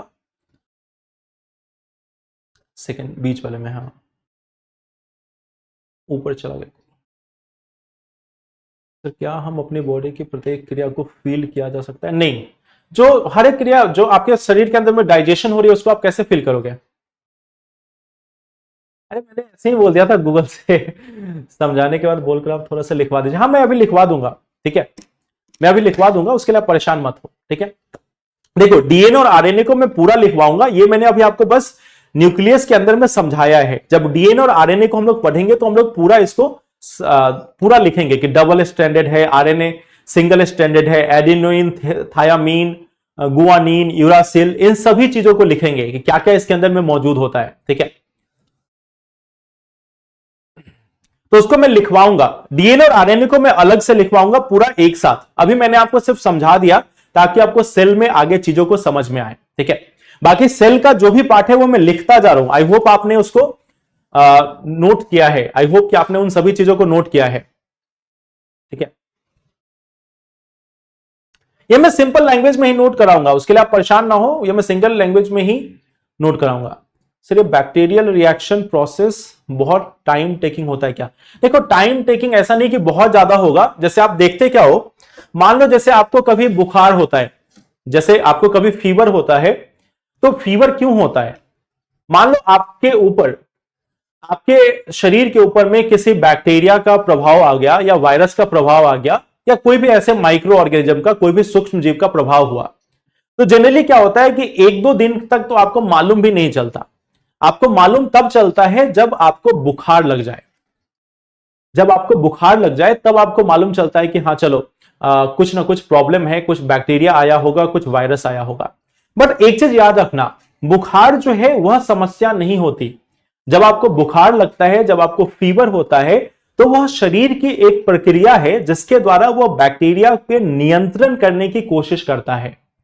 जैसे हमारे शरीर में कई बार बैक्टीरिया आ जाते हैं तो उस बैक्टीरिया को हटाने के लिए, उस बैक्टीरिया को खत्म करने के लिए शरीर अपने तापमान को बढ़ाता है, जिससे कि तापमान बढ़े और बैक्टीरिया जो है उस तापमान में सरवाइव नहीं कर पाए, उस तापमान में बच नहीं पाए और बैक्टीरिया खत्म हो जाए। तो आपने देखा होगा कि कई बार अगर छोटी मोटी बैक्टीरिया है, कुछ बहुत पावरफुल बैक्टीरिया नहीं है, तो 1-2 दिनों के बुखार के बाद वह स्वतः ठीक हो जाता है, खुद ब खुद ठीक हो जाता है। तो बुखार जो है वह समस्या नहीं होती। बुखार एक किसी भी बैक्टीरिया से या वायरस से या किसी भी सूक्ष्म जीव से लड़ने का बॉडी का एक तरीका है, ठीक है। लेकिन हमें जैसे ही बुखार होता है, अगर हम लोगों में से किसी को भी अगर बुखार होता है तो हम लोग क्या करते हैं, 100 डिग्री बुखार हुआ, हम 3-4 पैरासीटामोल लेकर खा लेते हैं। बॉडी ने इतना मेहनत करके टेम्परेचर बढ़ाया, बॉडी ने इतना मेहनत करके टेम्परेचर बढ़ाया कि बैक्टीरिया को खत्म करेंगे, और जैसे ही हमारे शरीर में 100 डिग्री बुखार होता है, हम 3-4 पैरासीटामोल लेके बॉडी को ठंडा कर देते हैं। बॉडी भी बोलता होगा ठीक है भाई, तुम खुद अपना देख लो, हम तो कोशिश कर रहे थे बैक्टीरिया को निकालने की, बट तुम नहीं चाहते हो तो कोई बात नहीं, ठीक है। तो बुखार जो होता है वो तब हमें फील होता है जब बैक्टीरिया के खिलाफ बॉडी फाइट करना स्टार्ट करता है, ठीक है। तो ये अंतर होता है फीवर में और एक जो इन्फेक्शन होता है उसमें। फीवर प्रॉब्लम नहीं होती, फीवर उसका सॉल्यूशन होता है, ठीक है। चलिए, तो ये तो हमारी पहली बात आ गई। अब आते हैं इस कोशिका के बारे में। देखो, हम लोग डीएनए और आरएनए को अलग से लिखेंगे, पूरा स्ट्रक्चर एक साथ लिखेंगे, इसलिए मैं बीच में नहीं लिखा रहा हूं, ये मैंने समझाया है। अगले बार जब हम लोग डीएनए और आरएनए पढ़ेंगे ह्यूमन बॉडी में, तब मैं आपको वहां पे लिखवाऊंगा, ठीक है। फिर से मैं उसको समझाऊंगा भी, लिखवाऊंगा भी। बट अभी हम वापस आते हैं केंद्रक पे, ठीक है। केंद्रक में हमने देखा कि केंद्रक का क्या क्या काम होता है। अब आते हैं हम कोशिका द्रव पे। कोशिका द्रव्य, आखिर ये कोशिका द्रव होती क्या है, इसका क्या काम है, इसको भी समझने की कोशिश करते हैं, ठीक है। नहीं, देखो, जब फीवर बहुत ज्यादा बढ़ जाती है, मींस जब फीवर 100, 101, 102 हो जाती है, फिर डॉक्टर दवा देते हैं, क्योंकि वो मालूम है कि अगर बहुत ज्यादा टेम्परेचर है तो उसको कम करने के लिए उसको कम करना भी जरूरी है, नहीं तो शरीर के जो बाकी अंग जो है वह भी प्रभावित होंगे। तो फीवर अगर कम होता है तो उसमें डॉक्टर जनरली दवा नहीं देते। जब फीवर जब बढ़ जाता है, आप देखना कोई भी डॉक्टर जो है वो क्या बोलते हैं, जब आपको फीवर तेज हो जाए तब आप दवा लेना। तो ये डिफरेंस होता है, ठीक है। और डॉक्टर जो दवा देते हैं वो हर बार फीवर कम करने की नहीं देते, वो उस बैक्टीरिया को खत्म करने की भी देते हैं। अगर उनको मालूम चल गया कि कोई बैक्टीरिया है तो उसको खत्म करने की देते हैं। तो दोनों में डिफरेंस होता है, इस डिफरेंस को समझना, ठीक है। चलिए, अब आते हैं कोशिका द्रव के बारे में कि कोशिका द्रव आखिर है क्या, कोशिका द्रव क्या है और इसका क्या इस्तेमाल है, इसको हम लोग देखते हैं। और कोशिका द्रव के अंदर में मौजूद जो बाकी सभी घटक हैं उन पे हम लोग एक एक करके चर्चा करेंगे। सबसे पहले कोशिका द्रव है क्या। यह कोशिका के अंदर में मौजूद, यह कोशिका के अंदर मौजूद एक द्रव्य है, एक द्रव्य माध्यम है, एक द्रव्य माध्यम है, एक द्रव्य माध्यम है जिसके द्वारा या जिसमें कोशिका के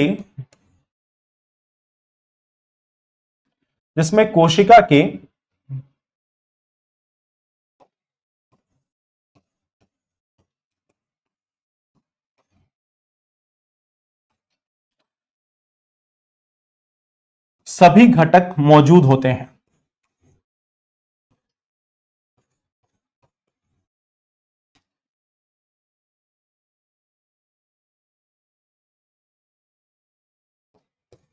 सभी घटक मौजूद होते हैं।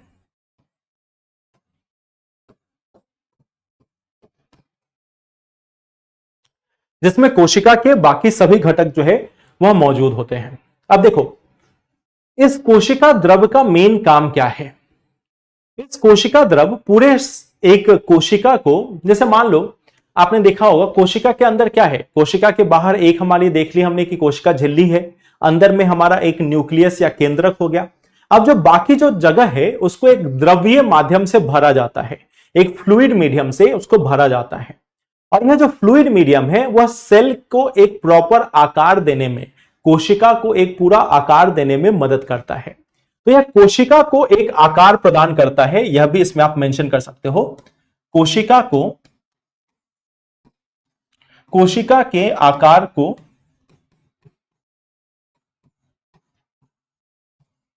एक तरीके से मजबूती प्रदान करता है, यह भी आप लिख सकते हो।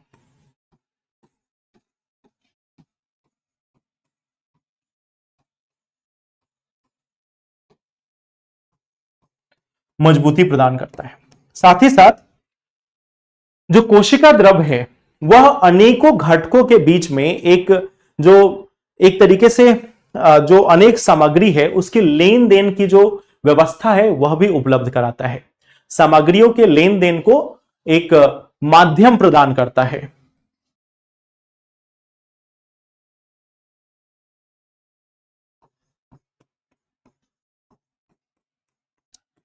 सामग्रियों के लेन देन के लिए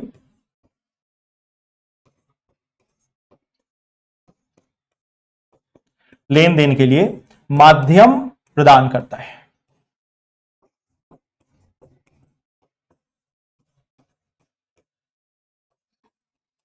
तो मतलब एक ट्रांसपोर्ट मीडियम जो है वह प्रोवाइड करता है, एक तरीके से एक माध्यम प्रोवाइड करता है जिसमें सभी चीजें मूव कर सकती है। मतलब आप समझो कि हमारे पास एक कोशिका है, उस कोशिका के अंदर में एक लिक्विड मीडियम है और उस लिक्विड मीडियम में सभी चीजें एक जगह से दूसरे जगह आराम से पहुंच सकती है। एक तरल माध्यम है और उस तरल माध्यम के जरिए उसमें सामान का आदान प्रदान जो है, जो लेन देन है वो हो सकता है। जैसे मान लो राइबोसोम को कुछ भेजना है या राइबोसोम तक कुछ पहुंचाना है, डीएनए तक कुछ पहुंचाना है, या मान लो माइटोकॉन्ड्रिया से कहीं और कुछ पहुंचाना है, माइटोकॉन्ड्रिया तक फूड को पहुंचाना है, खाने को पहुंचाना है। तो यह सभी सामग्रियों का जो आदान प्रदान है यह एक तरीके से पूरा एक हाईवे, एक स्पेस जो है वह क्रिएट करता है जिसमें सामग्रियों का आदान प्रदान हो सकता है। ठीक है, तो यह पार्ट हमारा कोशिका द्रव्य का है। और इस कोशिका द्रव के अंदर में मौजूद बहुत सारे घटक होते हैं। उन घटकों के बारे में हम लोग एक एक करके डिस्कस करेंगे। कल के सेशन में उसको हम लोग डिस्कस करेंगे और साथ ही साथ कोशिका के जो अलग अलग प्रकार होते हैं उनको भी हम लोग चर्चा करेंगे। ठीक है, तो ये तो हमारा पहला पार्ट हो गया कि कोशिका होता क्या है, इसके घटक क्या हैं। 3 मेन घटक जो होते हैं उसको हमने देखा। अब इसमें आपके अगर कोई क्वेश्चन हो तो आप पूछ सकते हैं।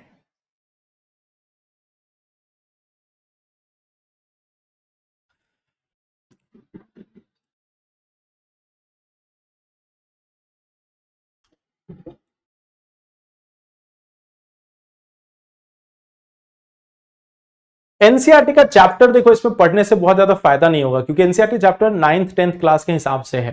वैसे आप पढ़ना चाहो तो 9th या 10th की बुक पढ़ सकते हो।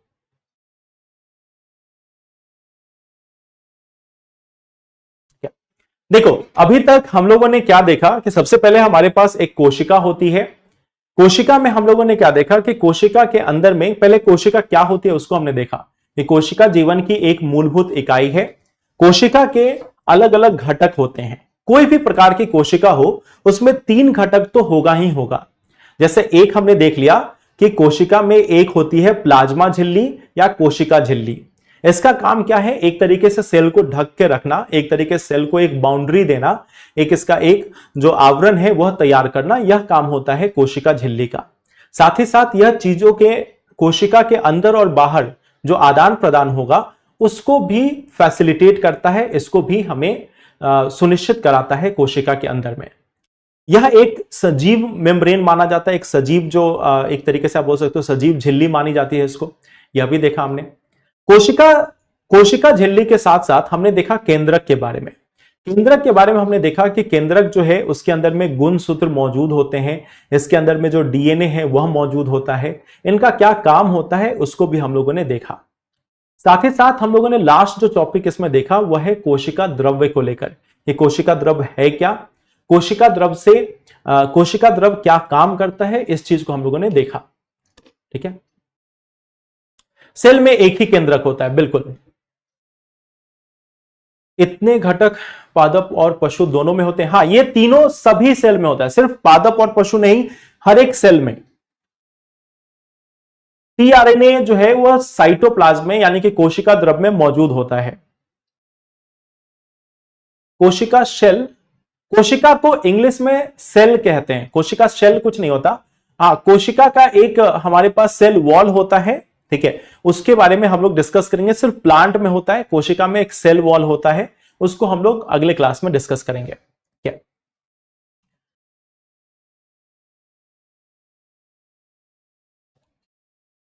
केजीएस सर, कोशिका विभाजन हम लोग को पढ़ना नहीं है, ठीक है। हाँ, ये प्रीलिम्स के लिए है। देखो, कोशिका की जो सबसे पहले जो बात की थी ना, वो रॉबर्ट हुक ने की थी, ये मैंने आपको बताया भी पहले स्टार्टिंग में ही बताया, एनसीईआरटी वाले बैच का। ओके, क्या नाम है आपका? प्रशांत। हाँ, एनसीईआरटी में बैच हुई थी इन्वायरमेंट की। एनसीईआरटी आपको जहां पे पढ़ना होगा मैं वो बता दूंगा, वैसे अभी इसमें जरूरत नहीं पड़ेगी। पादप और जंतु में कितने न्यूक्लियस होते हैं? न्यूक्लियस हमेशा एक ही होगा, न्यूक्लियस एक ही होगा, इस चीज को एकदम याद रखना, न्यूक्लियस एक होगा। जब विभाजन होता है कोशिका का तो उस समय कुछ समय के लिए दो न्यूक्लियस होते हैं, बट ऐसे न्यूक्लियस एक ही होता है, जो केंद्रक है वो एक ही होगा, ठीक है। न्यूक्लियस और न्यूक्लियोलस में अंतर, न्यूक्लियोलस जो है वो कोशिका के अंदर, मतलब जो हमारा केंद्रक है उसके अंदर में मौजूद होता है, और उसी में हमारा जो जेनेटिक मटेरियल है वो कंसाइज फॉर्म में रहता है, कंडेंस फॉर्म में रहता है। देखो, आप एक चीज समझो, जो टॉपिक हम लोग यहां पे डिस्कस कर रहे हैं, जैसे सेल में हम लोग उन टॉपिक्स को डिस्कस कर रहे हैं जो हमारे एग्जाम के हिसाब से इंपॉर्टेंट है, उन टॉपिक्स को नहीं जो आपको बायोलॉजी के क्लास 10th एग्जाम में या 12th एग्जाम में या नीट में या जेई में पूछा जाएगा, उन क्वेश्चंस को हम लोग नहीं देख रहे हैं, क्योंकि उसका हमारे लिए रोल नहीं है।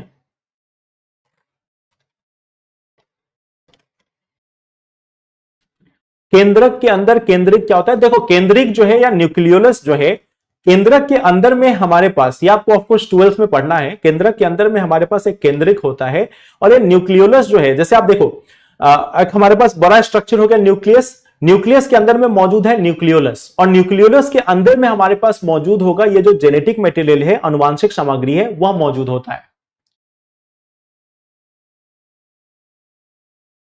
क्लास काफी होगी, एनसीईआरटी जहां पे जरूरत पड़ेगी वहां पे मैं बता दूंगा, बट क्लास काफी होगी, ठीक है।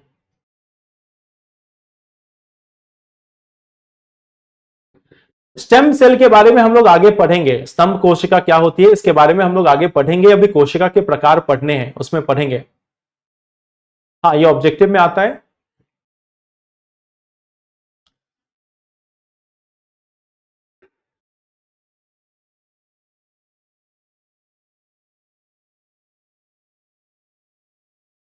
अलग अलग सेल में अलग अलग डीएनए होता है, डीएनए थोड़ा बहुत तो चेंज करेगा ना सेल के अकॉर्डिंग, सेल के अकॉर्डिंग चेंज करेगा।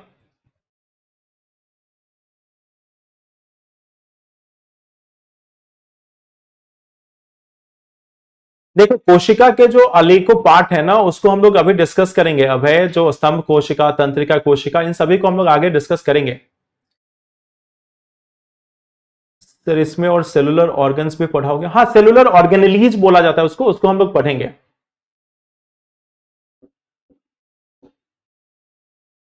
कोशिका द्रव और जीव द्रव, पहले हम लोग जब इन दोनों को पढ़ लेंगे ना, साइटोप्लाज्म और प्रोटोप्लाज्म को पढ़ लेंगे, साइटोप्लाज्म को और न्यूक्लियोप्लाज्म को साथ में बोला जाता है प्रोटोप्लाज्म। जैसे कोशिका द्रव जो है, कोशिका द्रव और जो केंद्रक द्रव्य है, इन दोनों को साथ में हम कई बार जैव द्रव या प्रोटोप्लाज्म बोलते हैं, ठीक है। जो कोशिका द्रव और न्यूक्लियस, सॉरी, कोशिका द्रव और न्यूक्लियस जो है, यानी कि cytoplasm plus nucleus, cytoplasm plus nucleus, इसको हम लोग साथ में बोल देते हैं प्रोटोप्लाज्म। प्रोटोप्लाज्म यानी कि जो हमारा कोशिका द्रव्य है, जो हमारी कोशिका द्रव्य है, कोशिका द्रव्य प्लस केंद्रक, केंद्रक, तो इसको हम लोग बोल देते हैं जैव द्रव्य, जैव द्रव्य, जैव द्रव्य, ठीक है। हाँ, क्लास कल भी होगी, कल भी सेम टाइमिंग 1:30 से 3:30।